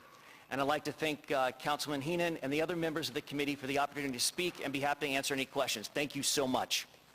Thank you for your testimony. State your name for the record and please summarize your testimony. Good afternoon, Councilman Heenan and members of council. Thank you for the opportunity to provide information on the cost of vacant land in Philadelphia and the potential benefits of addressing the city's vacant land problem. My name is Richard Voith. I am president of the Philadelphia-based Consult Solutions Incorporated. I'm also a faculty fellow at the University of Pennsylvania Institute for Urban Research. The Consult Solutions and its predecessor firm, eConsult Corporation, has worked extensively on an array of issues affecting the city, including the impacts of vacant land and abandoned properties. Reducing the number of vacant properties in the city is one area where there are great benefits from improvements that can be feasibly achieved by the city. In 2010, working with May 8 Consulting and the Penn Institute for Urban Research, we documented the cost imposed by vacant properties on the city. The costs today are at least as large as those documented in that report. The maintenance costs that the city endures for vacant properties totals over $20 million per year. And although the city controls only a fraction of vacant parcels within the city, it has to bear significant costs to maintain them all, including items such as waste cleanup, pest control, police and fire calls. In addition to maintenance costs, the city fails to collect over $2 million in property taxes each year on vacant properties, with 17,000 vacant parcels that are tax delinquent, most by over a decade.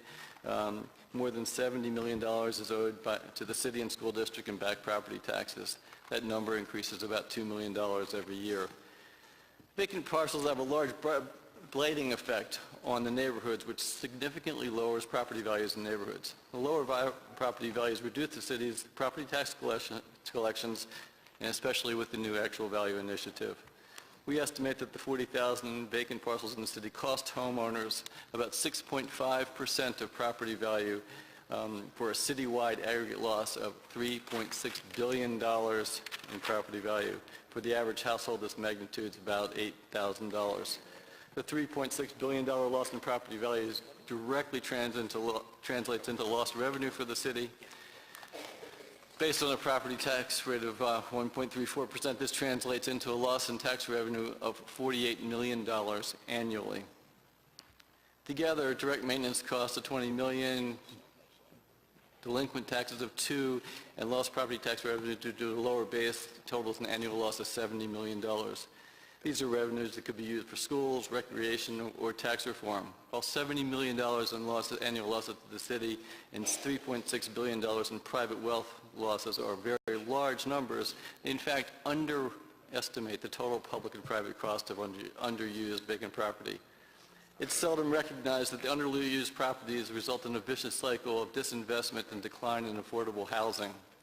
Vacant properties are like a giant banner that says it's not a good idea to invest in this neighborhood. And by investors, I don't only mean developers and speculators. Homeowners continually have to decide how much to reinvest in their properties. Should I fix the roof? Should I improve the kitchen? Is it worthwhile to apply a fresh coat of paint? Do I make improvements to the exterior, my yard, my sidewalk? Mr. Brown, if you could wrap up your testimony. Okay. Properties that don't have reinvestment deteriorate and eventually become abandoned, and it's a big potential threat to affordable housing in the community. Over time, we estimate that the loss in property value associated with vacant properties results in a reduction in population of about 6.5% as well. That if we were to get the growth every year, that's 29,000 properties that will come to be developed in the city. If we just took that over a 50-year period, we would see 580 additional units per year, which would generate an increase in city tax revenues from property sales, wage, and business taxes by $5.5 million every year. It would grow by $5.5 million every year, so that after 5 years they get more than $25 million.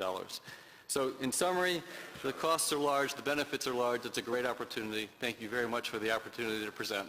Thank you very much for your testimony. Mr. Cromer, you may proceed with the summarized testimony. Good afternoon. I'm John Cromer. I really appreciate the opportunity to testify today. I've submitted written testimony and just want to enter some comments on the record regarding a proposal that I want to put forward. This is not the solution to all our problems, and it has not been tested and studied carefully, but I think this is a good time to introduce new ideas, not only about why a land bank is needed, but also about the question of how would it work.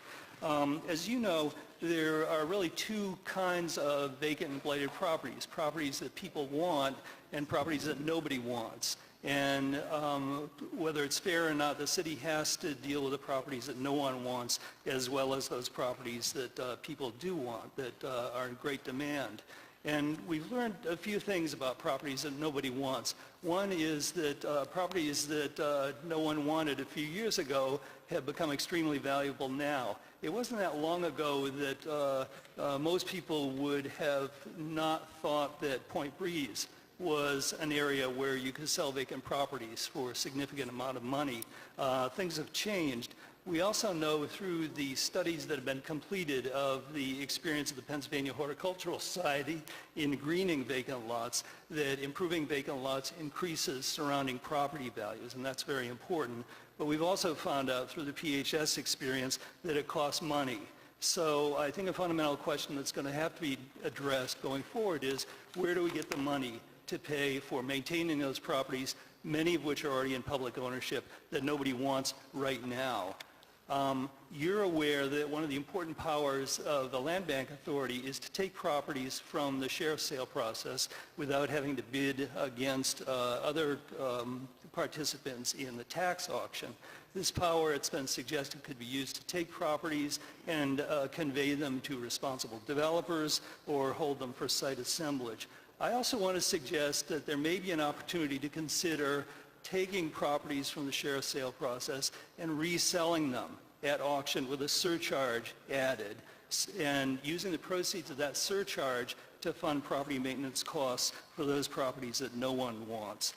In my testimony, I've attached two exhibits related to the September sheriff's sale last month, and if you look at page 3, you'll see that nearly all the properties that were sold at well under 50% of the assessed value as determined by the Office of Property Assessment.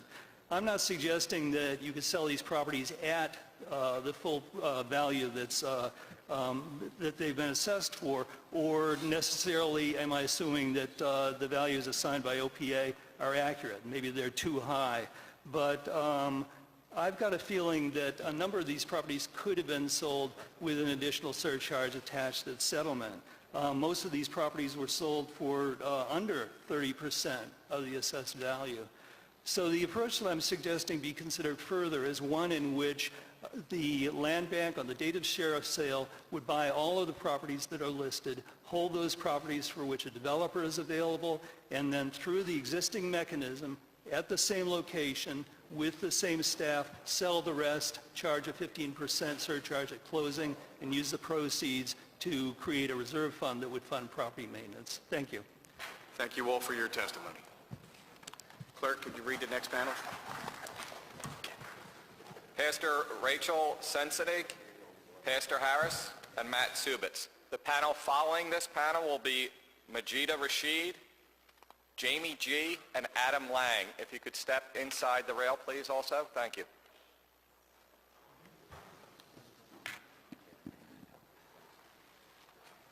I want to thank you for appearing here. Again, I want to remind you, if you could keep your testimony within 3 minutes, and if you do have written testimony, if it hasn't been submitted for the record, please provide it to the clerk so we can get your full testimony on the record. So you may proceed with your testimony. Thank you.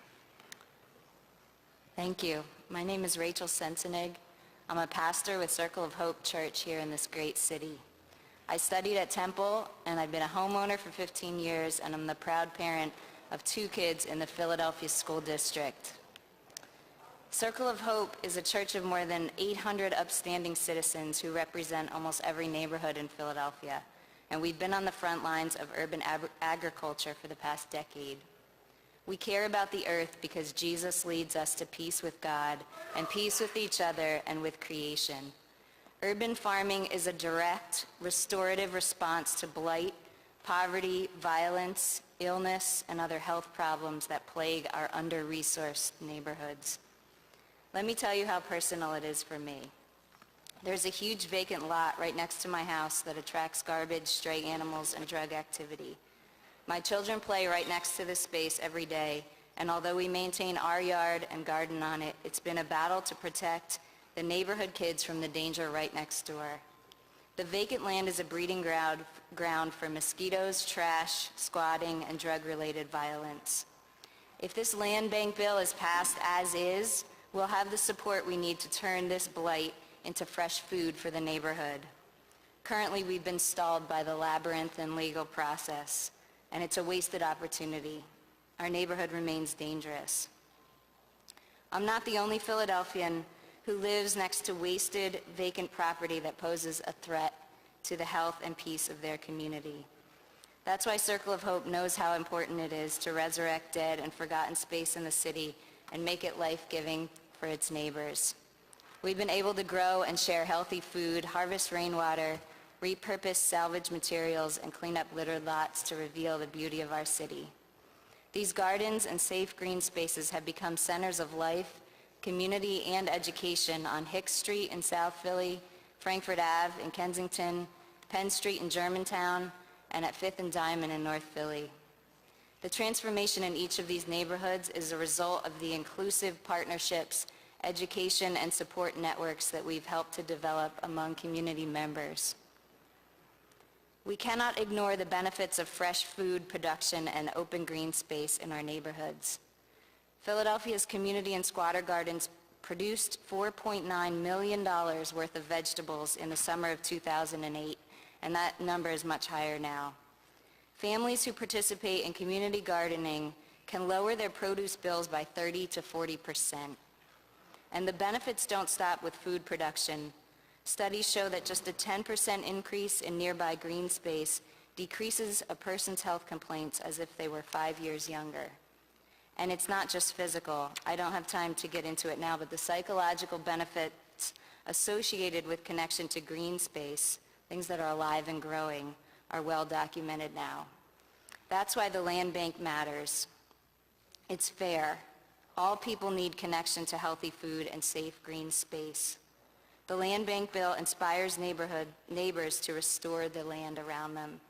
The bill provides accountability through community representation and transparency through its commitment to assess the bank's impact on a yearly basis. The time is now for a fair, transparent, and accountable process to put blighted lots and buildings back to use for and by communities. Please vote yes on this bill to create a land bank we can trust. Thank you for your testimony.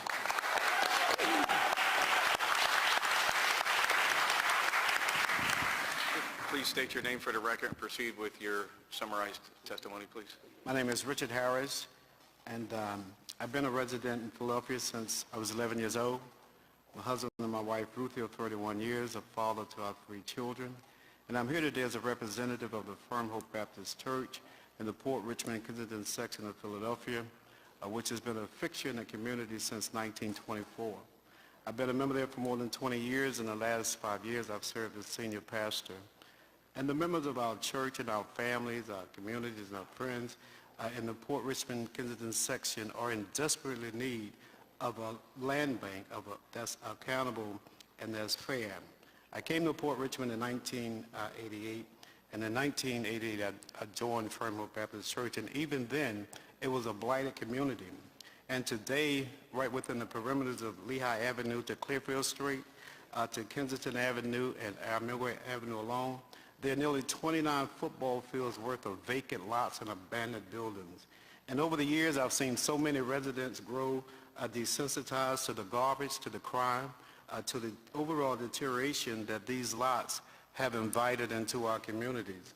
And on far too many Sunday mornings, I personally have had to minister to those who struggle to keep hope alive because of decades of broken promises for development and investment within our neighborhoods.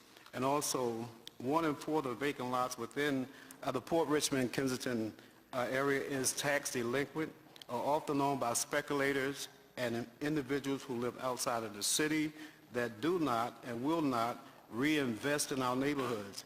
And this has frustrated many of us in communities all over the city of Philadelphia. And for so long and for so many years, we felt like there was no solution in sight. But now we have this land bank bill, which will help to efficiently take land back from irresponsible owners and release them to good and equitable developers, community groups, faith-based groups, churches, all over the city, and help to build affordable, sustainable communities within our cities.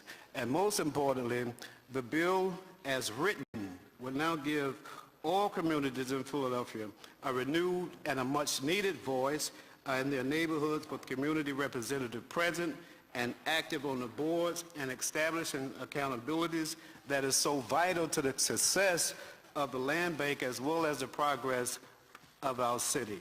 So we're asking each of you to exercise the power that you have to vote the land bank as is out of committee today, so City Council can pass this bill before the end of the year. And also, we believe that the time is now. We believe with all of our hearts that the time is now for a fair and a transparent and accountable process to put blotted lights and buildings back to use for and by communities. So again, we're asking that each of you will vote this bill to create a land bank that not only those of us that are here today, but all the residents of Philadelphia can trust. Thank you very much. Thank you for your testimony. State your name for the record and proceed with a summarized testimony, please. Thank you. Thank you. How y'all doing? Matthew Subitz, homeowner in South Philadelphia, 1500 block of Porter. I work for United Communities. I'm the urban farmer educator. That's at 8th and Snyder for anyone that does not know. I run the farms on the 700 block of Mercy and Emily with public school students, mostly high school, but I also work with elementary school students. I work with about 75 a year, so not too many, but it's a nice section of students. The importance of having land for them to go into in a quiet space that's not like the hustle and bustle of the city is very important. It's a lot of them don't leave South Philadelphia, so to be able to get that in their neighborhood is great. They work there over the summer, so to have students employed over the summer is very important, especially in South Philadelphia when it starts to get hot. And the biggest thing is that they build pride for their community, and pride in students is then pride for the future. So that just helps create more positive education spaces as long as we have the land to do it. So I believe this bill would help that along. There are a lot of vacant lots around my farm as well. I would love to expand in them officially. I do grow in them now, but it would be nice to have it not taken away at some point. So I look forward to you all passing this through. I appreciate your time. Thank you. What's up, Squilla? Thank you all for your testimony. Thank you for your testimony. Clerk, could you read the next panel, please? Angel Rodriguez, Jamie G, and Adam Lang. Panel following this panel will be Narayan Sharma, Glenn Bergman, and Stan Shapiro. So if you could also step inside the rail, thank you.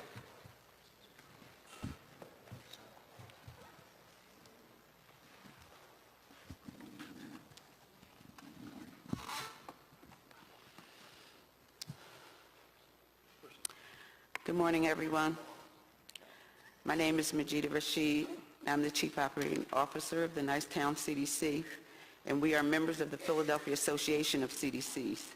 I want to thank City Council for allowing me the opportunity to testify today. For the past 5 years, the Nicetown CDC has been contracted by the city's Community Land Care Program to maintain more than 200 vacant lots throughout Nicetown and the northwest section of the city. The primary concept of the land care program is to stabilize and maintain vacant lots for future development.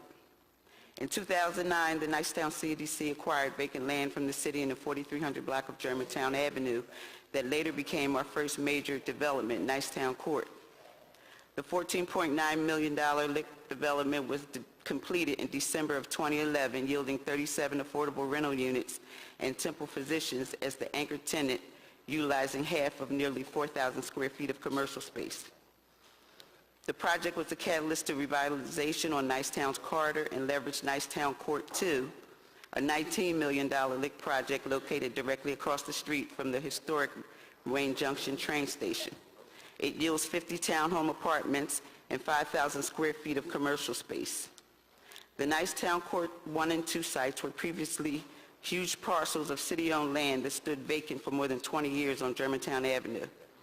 Like other vacant lots, they attracted drugs, violence, and other criminal activity, and were often littered with trash and other short dumping, a part of the $20 million in city costs incurred for maintenance of vacant properties. The Nicetown CDC realized that the city's system for transferring ownership was broken when we often had to navigate 4 different sale processes from public agencies and then get a resolution through City Council to take ownership of vacant parcels and put them back into productive use. This process can take many years, and a perfect example of this is the space under and around Roosevelt Boulevard that crosses Nicetown's commercial corridor. Ownership includes the PRA, Public Property, Department of Recreation, and even easement rights from PennDOT. In 2005, one of our first corridor planning efforts included a concept of a skate BMX park under the boulevard, which became very popular and was well supported by the community. When the city found out about our concept, they liked it so much that it was included in the Green 2015 plan. The potential of the project included innovative recreation, lighting, public art, economic and entrepreneurial opportunity, a vendor's bazaar, and a stormwater management plan. Not to mention, it would put acres of underutilized, blighted, and neglected space to use with multifaceted benefit to the community and the city. The Nicetown CDC's corridor cleaning team has significantly improved the unsafe and blighted conditions of the underpass, and today it is used by vendors and flea markets on a regular basis. We have new interest from major potential funders who want to help us design and develop the site, but we still do not really know who owns what and how long it will take to assemble this massive tract of vacant land in order to make such a promising project a reality. Reforming this system now is critical to ensure that the city does not stand in the way of economic redevelopment at a time when people want to invest in Nicetown and other areas of the city. Other examples of this include a nearly 2-acre open green space to the rear of the Nicetown CDC Community Center and Steele Elementary School. The city has never been able to tell us exactly who owns these parcels of land, school district, RDA, public property, etc. Meanwhile, we have worked with the community, local schools and universities, youth organizations, and community groups to establish it as a community garden. While there is still a great deal of work that needs to be done, and without ownership, we have been feeding the hungry. We have been feeding the hungry with produce harvested from our garden for the past 5 years. Our plan is to expand to an urban farm or farmer's market that provides fresh fruits and vegetables while also creating employment and educational opportunities. The Nicetown CDC's neighborhood economic plan includes development of scattered sites for affordable housing. Hundreds of vacant lots and structures in Nicetown and surrounding neighborhoods could be put back into productive use by the CDC, other developers, community groups, and businesses if we didn't have to navigate through 4 different sales processes from public agencies and then wait for a resolution through City Council to take ownership. The fact is, the city is just not moving. If you can summarize the remaining part of your testimony, please. The fact is, the city is just not moving quickly enough to move public or privately owned, abandoned, and tax delinquent parcels into the hands of responsible owners. The current land bank ordinances before council are the results of months of negotiation and compromise between diverse stakeholders and ensure that all parties involved in the sale of city-owned property are held to an efficient and predictable timeline. We are the investors in affordable housing that give our low-income Philadelphians stable, safe places to live. We are the investors in green space that give Philadelphians a better quality of life and opportunities to grow healthy food.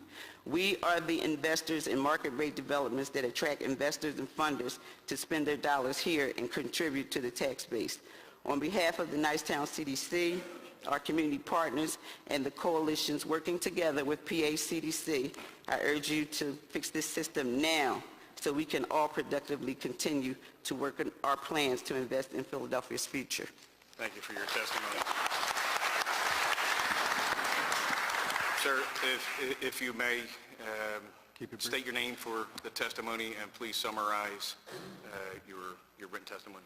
Good afternoon, council members. My name is Angel Rodriguez. I'm the Vice President of Community and Economic Development for Asociación Puertorriqueños en Marcha. I've submitted written testimony, so I'll keep this brief. For those of you that don't know, APM is a nonprofit that provides health and human services and provides physical development throughout North Philadelphia. The boundaries for North Philadelphia that we service were bounded by Temple University, American Street Industrial Corridor, York Street, and Cecil B. Avenue. This corresponds generally to Census Tracts 155, 156, and 162. But in stark contrast to Temple University, the community that we service suffers from much blight. We have a lot of vacant land and numerous unsafe structures in the area that we provide housing development. The building stock there is characterized by 2- and 3-story row houses with gaps between them created by demolished structures. The buildings are generally in fair to poor condition and many with signs of deferred maintenance, such as old windows, doors, roofs. In general, these buildings are inefficient by modern standards and too expensive to operate. APM, to remedy this situation, over the past 26 years has developed 150 units of home ownership with no defaults and 300 rental units. But yet, despite that, APM and other developers' efforts to acquire vacant properties are still held in abeyance. It takes too long to assemble properties, even though with an organization like ourselves who have a lot of history and experience in getting properties redeveloped, it takes us 2 to 3 years to actually acquire land. In Philadelphia, an estimated 40,000 vacant parcels exist, 10,000 of which are publicly owned. Estimated 18,000 parcels are privately owned and are tax delinquent. Vacant lots attract drugs, violence, and other crimes and are often littered with garbage. This is an issue that we end up having to fundraise and provide social services to remedy as well for our neighbors and residents. The city spends $20 million each year in police, fire, and maintenance costs associated with vacant properties. That's nearly $55,000 per day, every day, to remedy this issue. We hope that the City Council will pass this legislation so that we can have a streamlined process, a process that will process clear title, transfer properties to responsible owners, and acquire tax-delinquent properties without risking their sale to speculators. A lot of our residents have been longtime residents and longtime citizens of Philadelphia and have paid their taxes.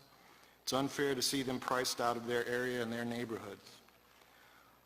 So the land bank, we believe, is a best practice that more than 75 governments have adopted, including Cleveland, Louisville, Atlanta, and Genesee County in Michigan.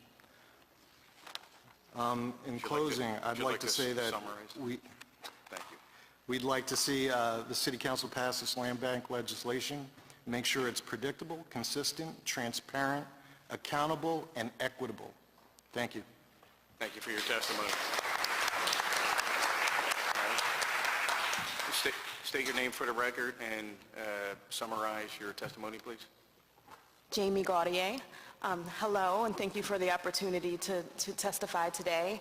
I am the Executive Director of the Sustainable Business Network of Greater Philadelphia. We are a membership organization for locally owned businesses that are socially and environmentally responsible. The majority of our 400-plus members are small businesses, many of which are located in the city of Philadelphia. SBN is a member of the Philly Land Bank Alliance, and I'm here today to advocate for the creation of a land bank that will spur an effective and efficient and fair property acquisition and development process within our city. And I'm advocating for that because it's good for our city's small businesses. Proximity to vacant, blighted land hurts small businesses. Vacant properties deter customers from visiting, lower property values, and stop vibrant contributing businesses from locating nearby. Additionally, our businesses have reported an inability or difficulty to purchase vacant land for business expansion, and that makes business growth in the city of Philadelphia very difficult. During our talks with our businesses, the owners have frequently pointed out the negative impacts of vacant properties and land that are adjacent or nearby to their businesses. In just one example, one of our business owners was negotiating with the RDA for several months to buy the abandoned property behind his business. While the owner was trying to complete the transaction, the land was sold at sheriff's sale for $5,000 to a speculator who then proceeded to not develop the property and to hold on to it, waiting for its value to increase.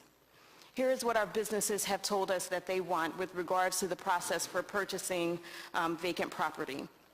They want the process to be simple and clear, with a searchable, accurate inventory and a single acquisition process. They want the process to be predictable, with set pricing and a standard contract. They want the process to be timely, and they want a deadline for the city to accept or reject their offer. They want the process to be transparent, with a clear definition of a qualified buyer and a written acquisition process, and they want the process to be objective.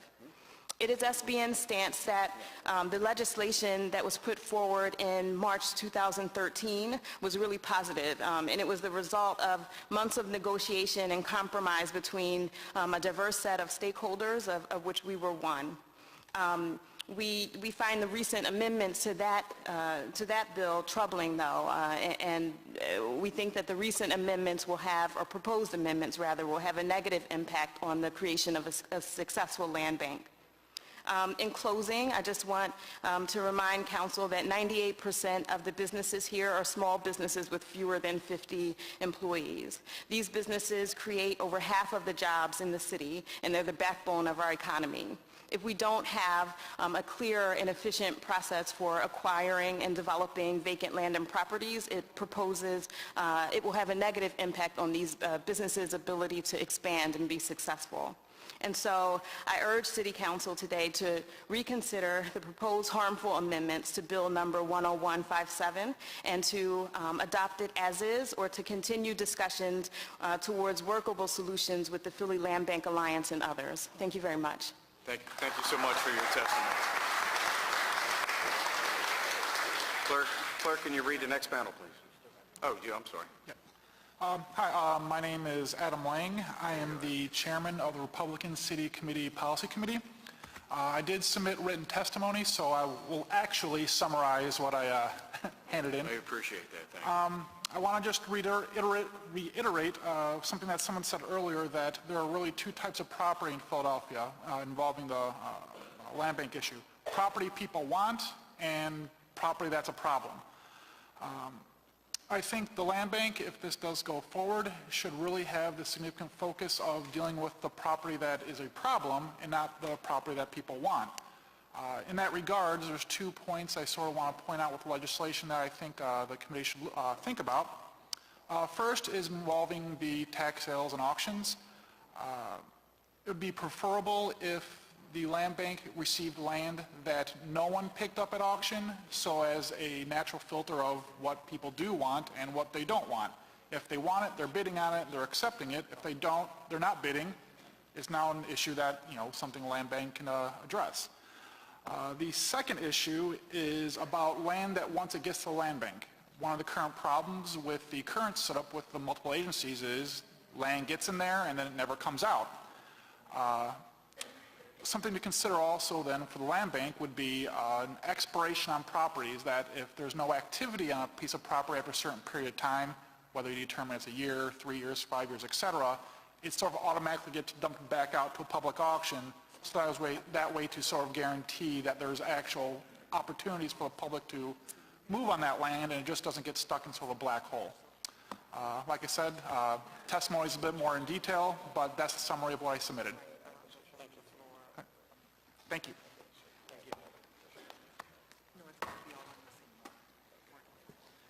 Thank you for your testimony. Clerk, would you read the next panel, please? Next panel, Naren Sharma, Glenn Bergman, and Stan Shapiro. The panel following this panel will be Tiffany Green and Teresa McCormick. So if Ms. Green and Ms. McCormick can step inside the rail and have a seat, that would be great. And again, I thank you all for your patience with the testimony and hearing me upon each one of you prior to giving your testimony, courtesy and respect for others who still have yet to testify. Please, could you summarize your testimony? We have several, and I mean several panels still who have not been heard. So thank you. State your name for the record and please proceed with your testimony. My name is Annie Reading. I'm filling in for Narayan Sharma. He is a Philadelphia refugee who was going to testify but got sick at the last minute. So I work on the refugee resettlement team at Highest, Pennsylvania. We resettle about 150 refugees in Philadelphia every year, and the city as a whole receives closer to 800 refugees each year. We're testifying in support of the land bank bill. The vast majority of refugees in Philadelphia are coming from farming backgrounds. In many cities across the U.S., urban refugee gardens have proven to be astoundingly successful in easing refugees' adaptation to life in the U.S. About a year ago, Highest began working with a group of Bhutanese refugees in the Northeast to discuss establishing a community garden for them there. With the assistance of Highest, this group spent last winter and spring trying to find a piece of land where they could get the rights to start this garden. It's been almost a year now, and these refugees still haven't found access to a plot of land to garden.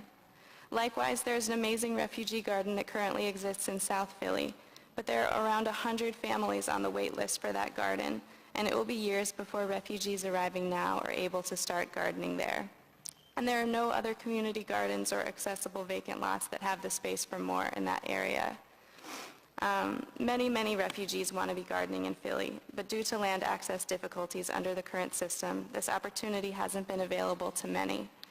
Barriers to gardening for Philadelphia refugees mark several serious missed opportunities. It's a missed health opportunity.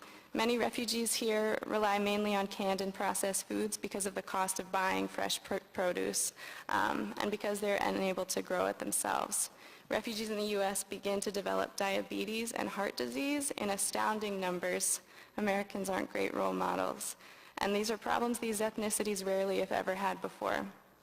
Second, inaccess to gardening is a missed mental health opportunity. Countless refugee gardens in cities across the country have proven gardening to be an incredible bridge for refugees between their past culture and new lifestyle. And finally, it's a missed community integration opportunity. The same refugee gardens around the country have proven gardening to be an amazing way to heighten visibility and awareness for refugees and a way for them to meet and interact with their new communities as positive assets to those communities. I can't say enough about what more gardening opportunities would do for Philadelphia refugees as well as their receiving neighborhoods. And I can attest that the fact that it's not happening more is entirely a land access issue. Thank you. Thank you for your testimony. State your name for the record and proceed with your... Glenn Bergman. Good morning, Chairman, members of the committee, and City Council. My name is Glenn Bergman. I'm the General Manager of Weaver's Way Co-op, and I am testifying today on behalf of the Co-op and in my capacity as an appointed member of the Mayor's Food Policy Advisory Council. Through Greenworks Philadelphia and the Philadelphia Food Charter, the City of Philadelphia sets targets to create more equitable access to healthy foods in neighborhoods, improve the environment and public health, and stimulate the economy by increasing access to local, fresh, and healthy foods. Urban agriculture, which includes community gardening and marketing of community-supported farming, is integral to improving food access, creating economic opportunity, responsibly using land, and stabilizing property values. We can create a solution to our vacant land problem that also triggers solutions to these other pressing needs by supporting the land bank bill that has been submitted. Weaver's Way Co-op is a not-for-profit business with 155 staff members who are also owners of the business, along with more than 5,000 community families. The co-op had sales of over $18 million and projected for $19 million this year. Weaver's Way also has a nonprofit that today provides nutrition and urban farming education programs in partnership with many of the organizations that were here today, including the Saul School, Orbury Arboretum, Pennsylvania Horticultural Society. We operate 4 stores, 3 farms, including a small farm at the Stetton Family Manor, an emergency homeless shelter in Mount Airy that houses 200 family members. Weaver's Way attempted to purchase land from the Philadelphia Redevelopment Authority 6 years ago. The process was difficult. We sat with representatives from the PRA, but no one could really help us, and we never heard back. The land was technically available for sale, but it was difficult to determine its status or figure out how to obtain it. So we turned to Orbury, where we rent 2 acres of land. We turned to Saul and Fairmont Park, and we now rent 3 acres of land from the city. Today, Weaver's Way is the largest farming entity in the city, producing over $140,000 worth of vegetables and selling product in the city at Head House Square Farmers Market on Sunday, to our 2 stores, to over 100 members of the CSA at Saul, and as of last month, we started selling produce into the cafeteria at Saul's school. Urban farming can easily provide 10 to 20% increase in income for working people. Urban farming can save families money on their food budget. Urban gardens and farming also will increase community interaction and reduce crime. Our city needs a land bank, a government agency laser-focused on getting land into the hands of caring neighbors, community groups, and nonprofit organizations, as well as developers and for-profit businesses such as cooperatives. We believe that there have to be 4 points to this bill: public land for public benefit. The land bank's mission and policies need to ensure land is used for community gardens and farms, affordable and accessible housing, and neighborhood businesses such as a co-op. Community involvement in decision-making. Community residents should have a voice in the future of their neighborhoods through public hearings on land bank regulations, the land bank planning process, and knowledgeable expertise on the board. Transparency and access to information. Residents, community groups, and developers should be able to find out easily what land has been sold, to whom, for what price, and for what intended use. This will help restore the trust of community residents who have tried for years to gain legal access to vacant parcels. Additionally, there should be adequate notice, at least 15 days, of upcoming sales posted on sites. And lastly, accountability. The land bank should publish an annual impact statement and a corrective action plan if its target goals have not been met. The appointed members of the Food Policy Council and at Weaver's Way support a land bank that is able to accomplish these goals. We thank you for your time, and we're there to support you on this effort. Thank you for your testimony. And proceed with your summarized testimony. Thank you. Good morning, Chairman Heenan and members of the committee. My name is Stan Shapiro, and I'm Vice Chair of Neighborhood Networks. Neighborhood Networks is a progressive advocacy organization whose members live in every section of Philadelphia. Many of us have encounters every day with the vacant and abandoned properties that plague our city. However, many of our members live in more affluent sections of Philadelphia, such as Chestnut Hill, West Mount Airy, Fairmount, and Center City. Those members, too, even if not directly in regular eyesight of blight, know that their quality of life is at risk if the scourge of abandonment is not corrected. And all of our members recognize that widespread blight can only be remedied if the people in the neighborhoods directly affected have a voice in the fate of the land they live on. Neighborhood Network's central core philosophy is that none of us prosper unless we all have a route to prosperity. 51% of the households in the city have incomes under $35,000 a year, more than half, and their plight will not be cured by business as usual. We do not agree with the narrative that if we only turn as much land as possible over to the 1%, induce them to develop it with tax abatements, TIFs, and KOZs, the benefits will trickle down. That philosophy will not produce the 57,000 units of affordable housing that the people of this city so desperately need. We think the job of city government is to level the playing field so that every person or group who has a legitimate idea of how to use available land to benefit communities in need should have a real shot at acquiring it.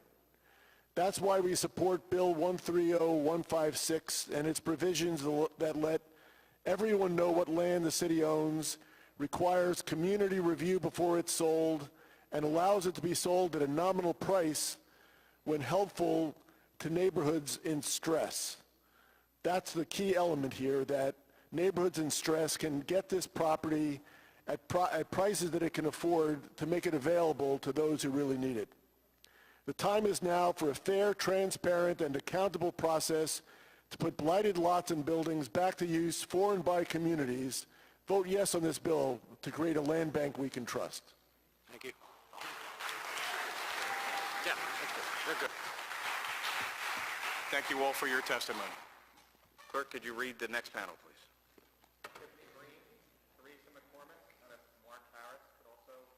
Witness table. The group following this group will be Beth Miller, Dwayne Wharton, Andrew Sharp, and Emily Doley. If you could step inside the rail and take a seat. Okay. Good morning. Tiffany Green, concerned citizens of Point Breeze. I want to speak to this bill because I think that the concept is very good, but I think we need to look at the process in terms of how the board is going to be set up. We have serious concerns on how the board will be set up regarding the approval, the appointment by 5 members by the mayor. Usually when the mayor appoints, usually those particular members carry out that particular policy of the mayor, and therefore there's not necessarily independent thinking or independent action at that point. We also have a problem about the appointment process, and where does the community apply to be a part of this process? What we are proposing is that you set a vacant land property subcommittee in each community according to the NAC, like not the NAC, but the way the NAC is set up, where each area has its own NAC, or we can create maybe some extra sections where you have the subcommittee.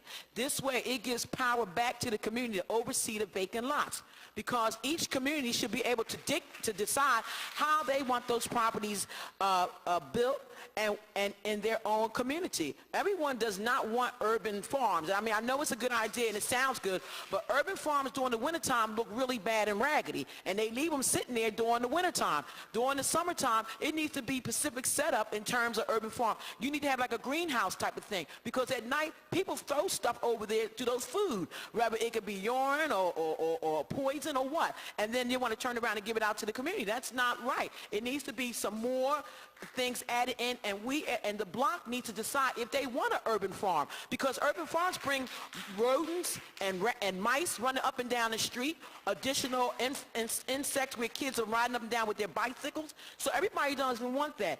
But more importantly, if we set up the subcommittee, it would be similar like the NAC Advisory Committee, where you run for the board, you run for the committee. It's 1 year servicing, 1 year where you stay on it, and you serve, and you give your input as to what is happening. Because let us not be naive. This is about cheap properties coming up on the listing, and that many developers want to get hold of a cheap property. Right now, you have 2213 that is selling for $625,000. If that was a city-owned property, if you get a property for $50,000 and you sell the property for $625,000, that's quite an investment property. So why wouldn't developers want to go for city-owned property? I think that needs to be localized, and that this community needs to have more of an input. The other thing I want to say is that at this particular point, I think that the Vacant Property Review Committee needs to also take more of a look. Once the property is sold, it needs to come through the RCOs and zoning. It can't get a buy right because they purchased it from the city. It needs to come through the RCOs, go through zoning process, and the community still should vote if they want that particular property developed the same way it should be developed. So I think, and also I want to say, we've been an RCO since November. We never received any notification about any meetings regarding this particular vacant lot process or meetings regarding that. From our understanding, everything came through the CDC, and CDCs are developers in concept. So we feel there should be more grassroots, and we could have been notified through the RCO process. Thank you very much on that. Thank you for your testimony. You state your name for the record and Thank you. My name is proceed with your testimony. Sure. My name is Teresa McCormick, and I'm with Concerned Citizens of Point Breeze. I am a longtime resident of the Point Breeze area. As you know, in the Point Breeze area, our area has changed drastically. We feel as though that the land banking process is not enough community representation. Residents who maintain these lots or try to clean these lots and try to purchase these lots are denied and are given to the developers or to organizations. We ask that the residents receive first preference to buying these properties. If they have maintained it, or if they live next door to it or in back of it, those residents should have the opportunity to buy those properties for $5,000 to $2,000. If the applicant sells the property within the 10 to 15 years, a percentage, again, a percentage of that sale should go to the schools here in the Philadelphia area. Also, residents also should obtain that land. Also, community farms must be a petition by the block for approval. Also, a reminder, please, within this bill, we feel as though that we like the bill, but it's not enough community representation, and it's giving more, again, to developers and nonprofits. Thank you. Thank you for your testimony. Sir, state your name for the record, and again, you just handed out your testimony, which is multiple pages, so if you could summarize that, we'll make sure to submit it for the record. Thank you. Good afternoon. My name is Mark Frog Harris. I'm the president of Cathedral Park Association. As just indicated, my prepared remarks are excessively long for the 3 minutes I'm limited to, so I'm going to attempt to hit the highlights. And my focus here is on the deficiencies in the bill, and I realize many people have recognize many problems with it. One of the whereases mentions side and rear yards as uses. Of course, we all recognize this happens, but we need to remember that many times these become dead areas, vehicle parking areas, and wasteland without economic or societal value. So we need to keep that in proper proportion. As mentioned by many people, the community needs to be involved. Whereas number 7 emphasizes socioeconomic diversity within neighborhoods. This is presented to us as a given, something we should accept. I think it needs to be questioned. Within a given neighborhood, in many cases, people want stability. They want consistency. Otherwise, will have an adverse impact on their home or the value of their investment. They really don't want something greatly different next to their home. So we need to be careful about that again. Section 1 implies that council persons will have no say in this process. I think this is going too far. Most of us expect our council persons to try to assist us, and they should have some ability to do so, perhaps not as much as it has been in the past. 6 months provide for formation of board of directors, but there's no moratorium associated for a stay of any property transfers in the interim, which means things may continue as they are. I think there should be a moratorium immediately, irregardless of the progress of this bill. Monthly meetings are provided for, but does not mention times. These times might be during the business day when many people are not available and will prevent community members to participate. So I would suggest that they should be required to be held in the evening. There's no preferences or priorities for property use that are clearly expressed here. There's an assumption regarding properties that this will be with regards to the future, whereas in fact many properties have been transferred in the past, and in many cases people have taken side yards and they don't use them for gardens as they promised to, or lands are abandoned. There needs to be provisions to reach back to reclaim properties so they can use better used than they have been when they have been given. There's also an assumption here, and it's explicitly stated in points, that the land bank will only deal with surplus properties. There may be other properties which are not categorized as surplus, which would properly be in the purview of such a land bank, and it should be permitted to do so. There's a statement here in 15509 that the property transfers from the agency should be done as quickly as possible. But this may not always be desirable. There should be provision to allow delays in transfer of properties and an ability to affect this in a future date when it's desired. There's also when property is transferred, an obligation to maintain it occurs. What happens when RA or somebody transfers property and they no longer want to maintain it, and this land bank does not have funds to maintain it? The funding must transfer with the property, or there must be a way to sever it. Mr. Harris, if you could wrap up, please. We have your written statement, so it will be made part of the record. There needs to be clarification about this vacant property review committee. The way it has been is defined here, and the way it would need to be going forward need to be different, because it's not been effectual. I think all of us would agree. If it's going to do a better job in the future, that's not going to happen simply by putting it under the supervision of a new board of directors. It's going to have to be recomposed. Otherwise, we're going to get the same results we've been having in the past. Okay, thank you, sir. Okay, thank you very much. Thank you. Mr. Curlman, the next group, please. Beth Miller, Dwayne Wharton, and Andrew Sharp, also with Emily Doley. Group following this group will be our last panel of the day. That's Ellen Kaplan, Amy Miller, Judith Robinson, and Dawn Graham. If you could step inside the rails and have a seat. Who'd ever like to start, please proceed. And Good afternoon, and thank you for the opportunity to testify. My name is Beth Miller, and I'm the Executive Director of the Community Design Collaborative. The Collaborative is a nonprofit community design center. We strengthen neighborhoods through design by providing preliminary design services to community-based nonprofits. Through our service grants, we help groups with big ideas but little money. Our organization is pleased to be a member of the Land Bank Alliance. Since 1991, we've worked side by side with community development groups across the city that have successfully transformed underutilized properties in vacant land. More than half our service grants address this topic. As you well know, urban development is no easy task. In our experience, active and engaged communities that provide stewardship and tenacity while achieving their goals are the linchpin of revitalized neighborhoods. The city has been a key partner in developing and implementing comprehensive neighborhood plans to promote community revitalization. But more often than not, the groups we work with face hurdles around land acquisition, even when the land is owned by public agencies. The city can do better, and the nonprofits we work with deserve better. To illustrate how the current system isn't working, I'm going to tell you a quick story. The story is of a resourceful, faith-based community and economic development group and its 10-year quest to acquire and redevelop 1 acre of vacant land. In the late 80s, the organization relocated to a church surrounded by vacant lots.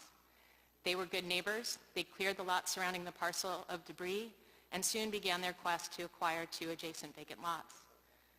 First, they worked to determine ownership of the parcels, and despite incomplete city records, found that two public agencies were possible owners. About 5 years into the search, the group came to us for a service grant to explore their concept for reuse. Eventually, ownership among the city agencies was sorted out, and two properties were awarded, listed by address. But when the group finally received the land transfer, they got an unexpected surprise. Final documents contained the description for only 1 property. Imagine that, after 10 years of hard work, only 1. Despite this significant setback, the group moved forward, redesigning the project to adjust for the missing parcel. They created more than 50 units of senior housing that are affordable, innovative, and green. A horror story to some, perhaps, but honestly, for us, it's a success story. The stewardship and tenacity of this dedicated nonprofit transformed publicly owned vacant lots into much-needed equitable development. Those who work tirelessly to transform blight into opportunity deserve better. The city can do better. A land bank is our best hope for creating a predictable, efficient, transparent, and accountable public process for the acquisition and disposition of vacant property. In closing, I'd like to thank the committee for its support of creating a land bank, and I urge you to move this legislation forward for full council consideration. Thank you. Thank you for your testimony. State your name for the record, and please submit your full testimony and summarize I will keep it brief, testimony. Councilman Heenan. Thank you. Good afternoon. My name is Andrew Sharp, and I'm the Director of Outreach for Penn Future, the lead group behind the Next Great City initiative. Penn Future works to create a just future where nature, community, and economies thrive. We're a proud member of the Land Bank Alliance and strongly support the creation of a land bank to put vacant, blighted properties back to productive reuse, including community gardens, side yards, and other green space. What we know: the city's property transfer system is broken, fragmented ownership among 4 agencies, complicated, unclear rules for sale, and the need for multiple agencies and politicians to sign off on even routine transfers make it enormously difficult for businesses and residents to acquire property. We have an opportunity to fix that today. The land bank bill before us creates a predictable, transparent, accountable process to move properties back to productive reuse. It acknowledges council's role while ensuring that these decisions are made early in the development process. Any changes to this bill must maintain this predictable and consistent time frame and must balance the interest for market rate development, green space, and community benefit. With over 40,000 vacant properties citywide, Philadelphia needs a land bank to move properties back into the hands of responsible new caretakers. We have an opportunity to create lasting change and overhaul the way our city deals with vacant, blighted property. but it's essential that we create a land bank that works, one that functions efficiently and effectively and supports a range of potential reuses, including urban agriculture, community gardens, side yards, and other green space. Thank you. Thank you. Sir? Good afternoon. Thank you. My name is Dwayne Wharton. I'm the Director of External Affairs with the Food Trust. It's a Philadelphia-based nonprofit with the mission to ensure that everyone has access to affordable, nutritious food and information to make healthy decisions. I'd like to thank Councilwoman Sanchez for her leadership, members of council for having us here today, and all of our partners who have lended their voices to this important issue. When the Food Trust started about 20 years ago, there were neighborhoods throughout Philadelphia where residents couldn't easily buy healthy foods like fruits and vegetables. And research shows us that people who live in these areas are more at risk for serious health and diet-related diseases like obesity, hypertension, and diabetes. The Food Trust has worked with neighbors, schools, grocers, farmers, and policymakers in Philadelphia and across the country to change how we all think about healthy food and to increase its availability. Together, we've brought supermarkets to communities that have gone decades without one. We've helped corner store owners introduce fresh produce, low-fat dairy, whole grains. We've taken soda and junk foods out of our schools and even City Hall.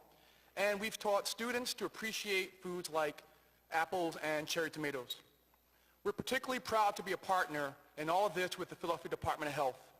Through the Get Healthy Philly initiative, we help Philadelphians make the healthy choice the easy choice. For many of our citizens, especially people living in low-income communities of color, finding a fresh apple or cherry tomato is still not easy, and as a result, health issues related to poor diet are still prevalent throughout our city. Although we are starting to see obesity rates in children decline, our city is far from a healthy one. Full-service grocery stores, farmers markets, and other vendors that sell fruits and vegetables and other healthy foods still cannot be found in many of our neighborhoods. When we talk to grocers and fresh food retailers in Philadelphia and across the nation about why they don't operate in some areas, there are a host of issues that come up that include lack of financing, increased costs of construction and operating stores in certain communities, government bureaucracy, and lack of suitable land parcels.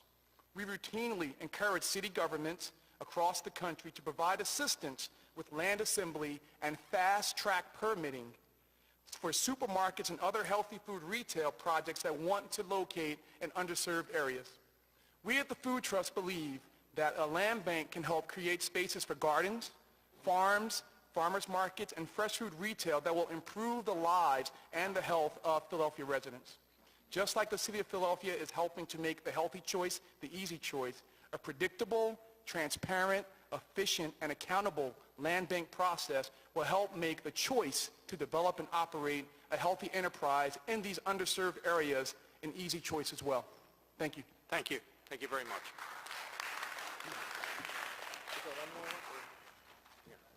Ma'am, please. State your name for the record and proceed, please. My name is Emily Dooley, and I'm a member of the steering committee for the Design Advocacy Speak a little bit more in the microphone. I'll just start over. That's all right. I'm Emily We heard you, Dooley. but go ahead. I am a member of the steering committee for the Design Advocacy Group, which is also known as DAG. I am also a block captain in Germantown, where I was born and raised. The Design Advocacy Group is an organization that provides an independent and informed public voice for design quality in architecture and planning for the Philadelphia region. We believe in the power of good design, but our city cannot design around vacancy. And that is why we urge you to vote this bill today out of the committee so we can move forward together to get vacant properties back into productive use by creating a land bank. To put this into a real-life context, I live in Germantown, as I said, on the unit block of West Rockland Street, which is located in Councilwoman Bass's 8th District. My block alone has 6 vacant lots, 4 of which are privately owned and have been tax delinquent since the 1980s, since I was a kid. I'm now 30. The City of Philadelphia and the Philadelphia Housing Authority own the final 2. So that's a pretty big mixture of ownership that we have here. And within our current system, there is no clear way to navigate dealing with these properties. What are the chances that they'll ever be redeveloped under our current system? This bill sets policy that will be real, immediate, and useful to individuals and organizations that want to build and restore buildings. It's a solid policy. It's predictable, and it's consistent, and it's not subject to change as our elected officials come and go. The bill does not change the role of council, but we hope for some changes to the old business as usual. We are counting on each of you to share your vision for vacant properties in your districts and to encourage those private and nonprofit applicants who are ready to invest in our great city. The more transparent and predictable process will bring the kind of neighborhood rehabilitation that we all seek. And I speak to that on behalf of the Design Advocacy Group, but also, as I said, as a lifelong resident of Germantown, where change is greatly needed. So please vote today to move forward to create a land bank for Philadelphia. Thank you. Thank you so much for your testimony. Clerk, could you read the next panel, please? Ellen Kaplan, Amy Miller, Judith Robinson, and Dawn Graham.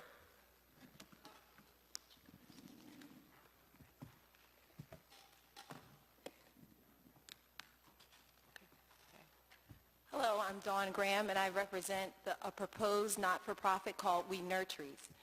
We Nurtries is a proposed not-for-profit dedicated to creating sustainable socio-economic opportunities through what we call urban agribusiness. Who or what is We Nurtries? We nurture trees, growth. We are Philadelphians, and we nurture the idea that vacant lots can be transformed into revenue-producing agents by providing healthy food choices, employment, and education. The Philadelphia Land Bank Bill will help us to plan to use designated vacant lots in West Philadelphia, 19104 and 19131, as a pilot for developing urban agribusiness. And that speaks to the point 16-5103A. We are ready now to launch a mobile fresh produce facility that will feature locally sourced produce year-round, and its proceeds will assist in the development of projects that involve land development for healthy green spaces in Philadelphia. What do you think? How would you answer? Or would you like to see plant and tree nurseries instead of vacant lots? Would you like to shop once a month in your neighborhood in Philadelphia where you can get fresh produce even during the winter? Would you eat fresh foods grown in your neighborhood gardens? We're using these answers, so we encourage you to please reply, because we're using these answers to strategically plan how we can meet the challenges and the opportunities of urban agribusiness. It is clear that where there's a lack of employment, underemployment, and other challenges than not having enough money, hunger becomes another issue.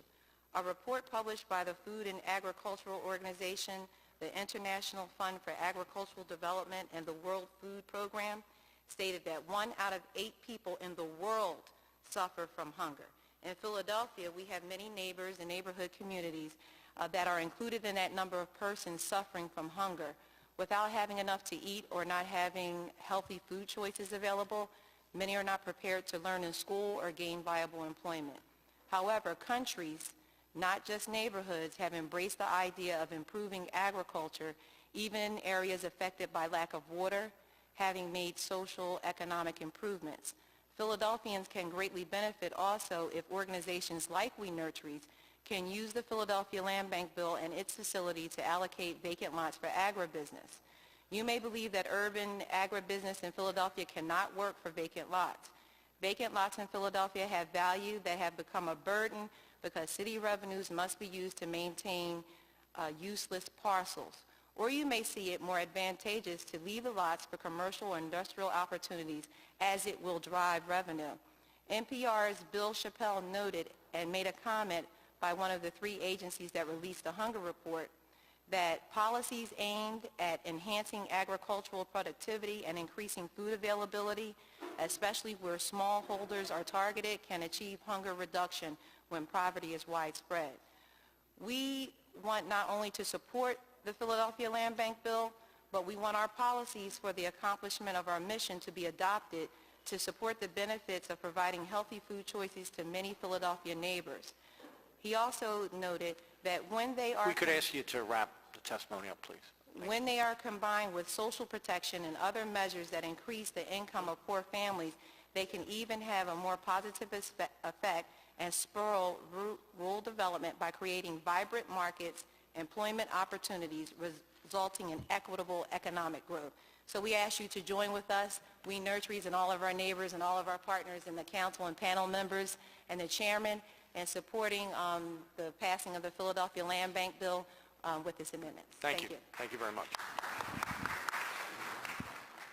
Good afternoon, members of City Council. Thank you for your patience this afternoon in hearing everyone's testimony. My name is Amy Miller. I'm an elected officer of the East Kensington Neighbors Association. I've also been an active representative in the Healthy Foods Green Spaces Coalition since its origin in the advocacy surrounding the community gardens and the zoning bill revision.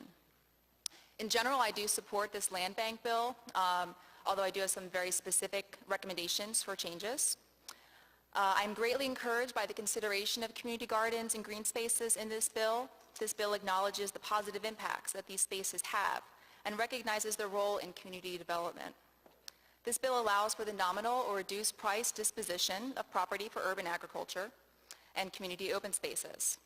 Gardens and green spaces are public assets, not income-producing commercial enterprises in general, and so they deserve nominal disposition in order to be held in trust for the community for the future. In the bill's section on disposition of properties, it describes the process of public notification and opportunity to comment. In a prior version of this bill, public notice was to be at 30 days. However, in the current version, it is down to just 15 days. This is really too short a timeline and should be reverted back to the 30 days notice, and it should be specified that registered community organizations, or RCOs, receive notice at least 30 days prior to any final action. Most RCOs operate on a monthly calendar, and so having at least 30 days notice is only appropriate in order to ensure adequate notification to the community regarding dispositions of the land in their neighborhoods at monthly meetings. This bill describes a strategic plan that will be developed to guide the acquisition and disposition of property by the land bank. However, the nature of community involvement in this strategic planning process is not acknowledged. There needs to be public meetings and other methods of meaningful civic engagement and outreach to inform this strategic plan. The RCOs for those neighborhoods need to be involved in that strategic planning process. It can't be done behind closed doors by city administration alone. Many specific policies and procedures for the land bank disposition are not described in this bill, although those were very crucial to the fairness of the new system. For instance, how are multiple requests for the same property to be dealt with? Will requests be dealt with on a first-come, first-served basis, or will multiple requests be evaluated and prioritized? For many community gardens and green spaces, the desired owner may not be immediately known or able to make a request to the land bank.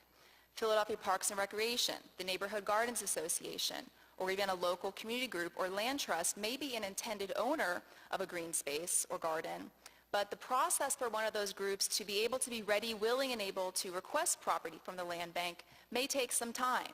And in the meantime, a developer may request that same property. What will the disposition be so we can accommodate community concerns and desires for the land in order to protect gardens and green spaces from being bulldozed?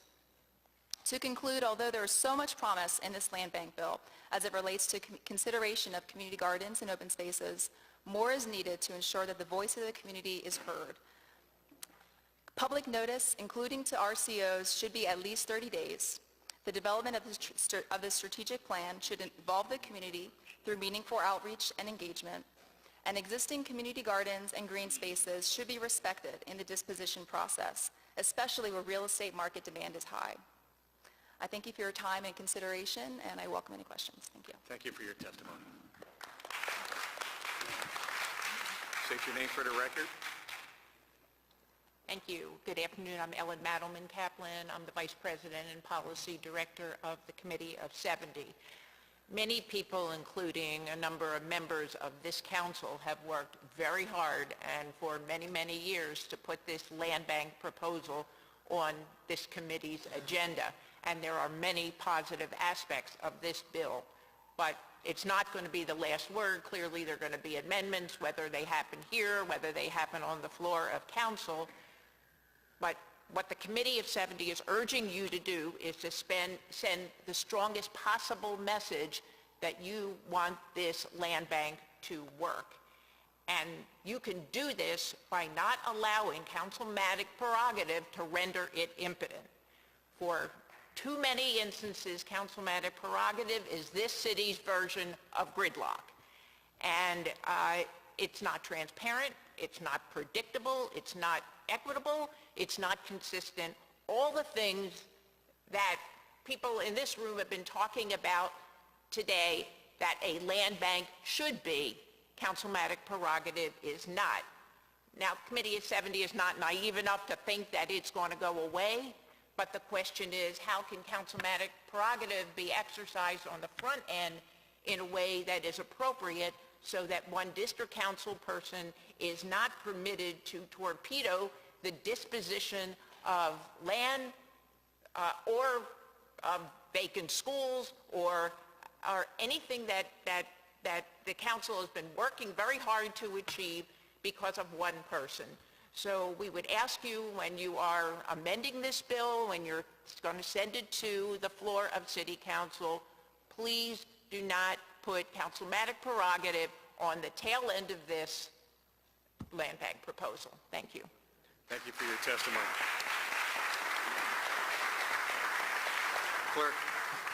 Clerk, are there any other panels?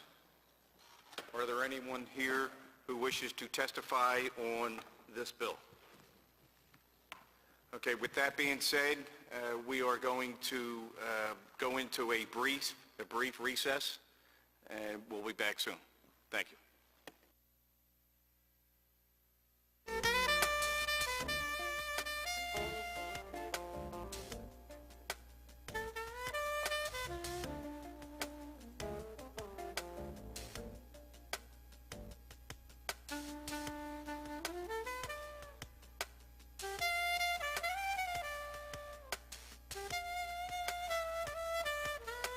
Everybody, I want to conclude. That concludes our public hearing, and we will now enter into our public meeting. The chair recognizes Councilwoman Maria Quinona Sanchez. Thank you, Mr. Chair. I know it's been a long morning, afternoon, and I promise we were not going to do this through the evening. Before I go through the specifics of the amendment, I want to thank again the leadership of the council chair, the public property chair through this. Today what we saw was a historic coalition of private public stakeholders, especially grassroots residents, all who agree this is an important toolbox that we must have in the creation of this land bank. All who agree that the current resources are not enough in what we do as it relates to vacant land and blight. We all agree that the current structure that we have does not leverage our resources adequately. We agree that we must be strategic and plan for how we use our limited resources in dealing with this and in the implementation of this land bank. We agree that we do need additional resources, both short-term and long-term, but that those resources are not necessarily those resources that are on the table, but in how we grow our tax base as a result of using this new tool. We agree that we have an unrealized $3.6 billion value in our vacant land, and that vacant land and properties diminish property values on every single block and every single neighborhood. And we agree that there's still a lot of work to be done in how this gets operationalized. As council, I think we agree that this bill, which I'm going to ask this committee to move out of committee, will not get final approval until there are several assurances that have been highlighted today in the discussion. Assurances about the employees, many who have not had a raise for the last 10 years, and we ensure that they are treated fairly and that they are protected. Assurances that as we develop the budget for 2015, that this council is committed to providing the resources so that we can have an efficient and effective land bank. Some of the answers that we need, we will not have today, but I am committed to working with the committee chair and the work group that we had established previously and how we operationalize this with the administration. The items that have been highlighted are the budget request, the strategic planning, the operationalize it, the leadership, and the governance. And so many people have thought we couldn't get through zoning. the zoning reform, many people thought we couldn't get through AVI, and at some point today, many of us thought we couldn't get through this hearing. But I want to thank the chair for his leadership and due diligence in making sure that all of these answers, all of these questions be answered by final approval, and definitely as we prepare our budget. The amendments that are before the committee today are based, some of them are technical in nature. They're law department recommendations about its relationship with the Vacant Property Review Committee. Some of it is on the board composition, the leadership issues that we discussed. There is a summary that has been circulated along with the amendment. Most of them are technical in nature and around the notice of the bills. All of these amendments preserve all the key aspects of the bill dealing with pricing, policies, strategic planning, and council disposition approval. So, these amendments continue to emphasize the need for the strategic plan and the impact statements and performance reports as requested by some of my council colleagues. So with that, Mr. Chair, as one of the bill sponsors, I ask that this committee approve this, and that I continue to be committed to work through all of the issues that I outlined. Thank you, Mr. Chair. Thank you, Councilwoman. The chair recognizes Councilman Bill Green for a motion on the amendment. Thank you, Mr. Chairman. I move that the amendments to Bill 130156 that have been circulated to this committee be approved. Second. It has been moved and second. All those in favor? Aye. Nay? The ayes have it. Nay. Let the record be recorded that Councilwoman Blackwell has voted nay on the amendment. The ayes have it. The amendments have been adopted. Now the chair recognizes Councilman Greenlee for the motion of Bill number 130156 as amended. Thank you, Mr. Chairman. I move that Bill number 130156 as amended be reported out as committee with a favorable recommendation. Do I hear a second? It has been moved and second. All those in favor? Aye. The ayes have it. No. Nays? I'm sorry. Nays?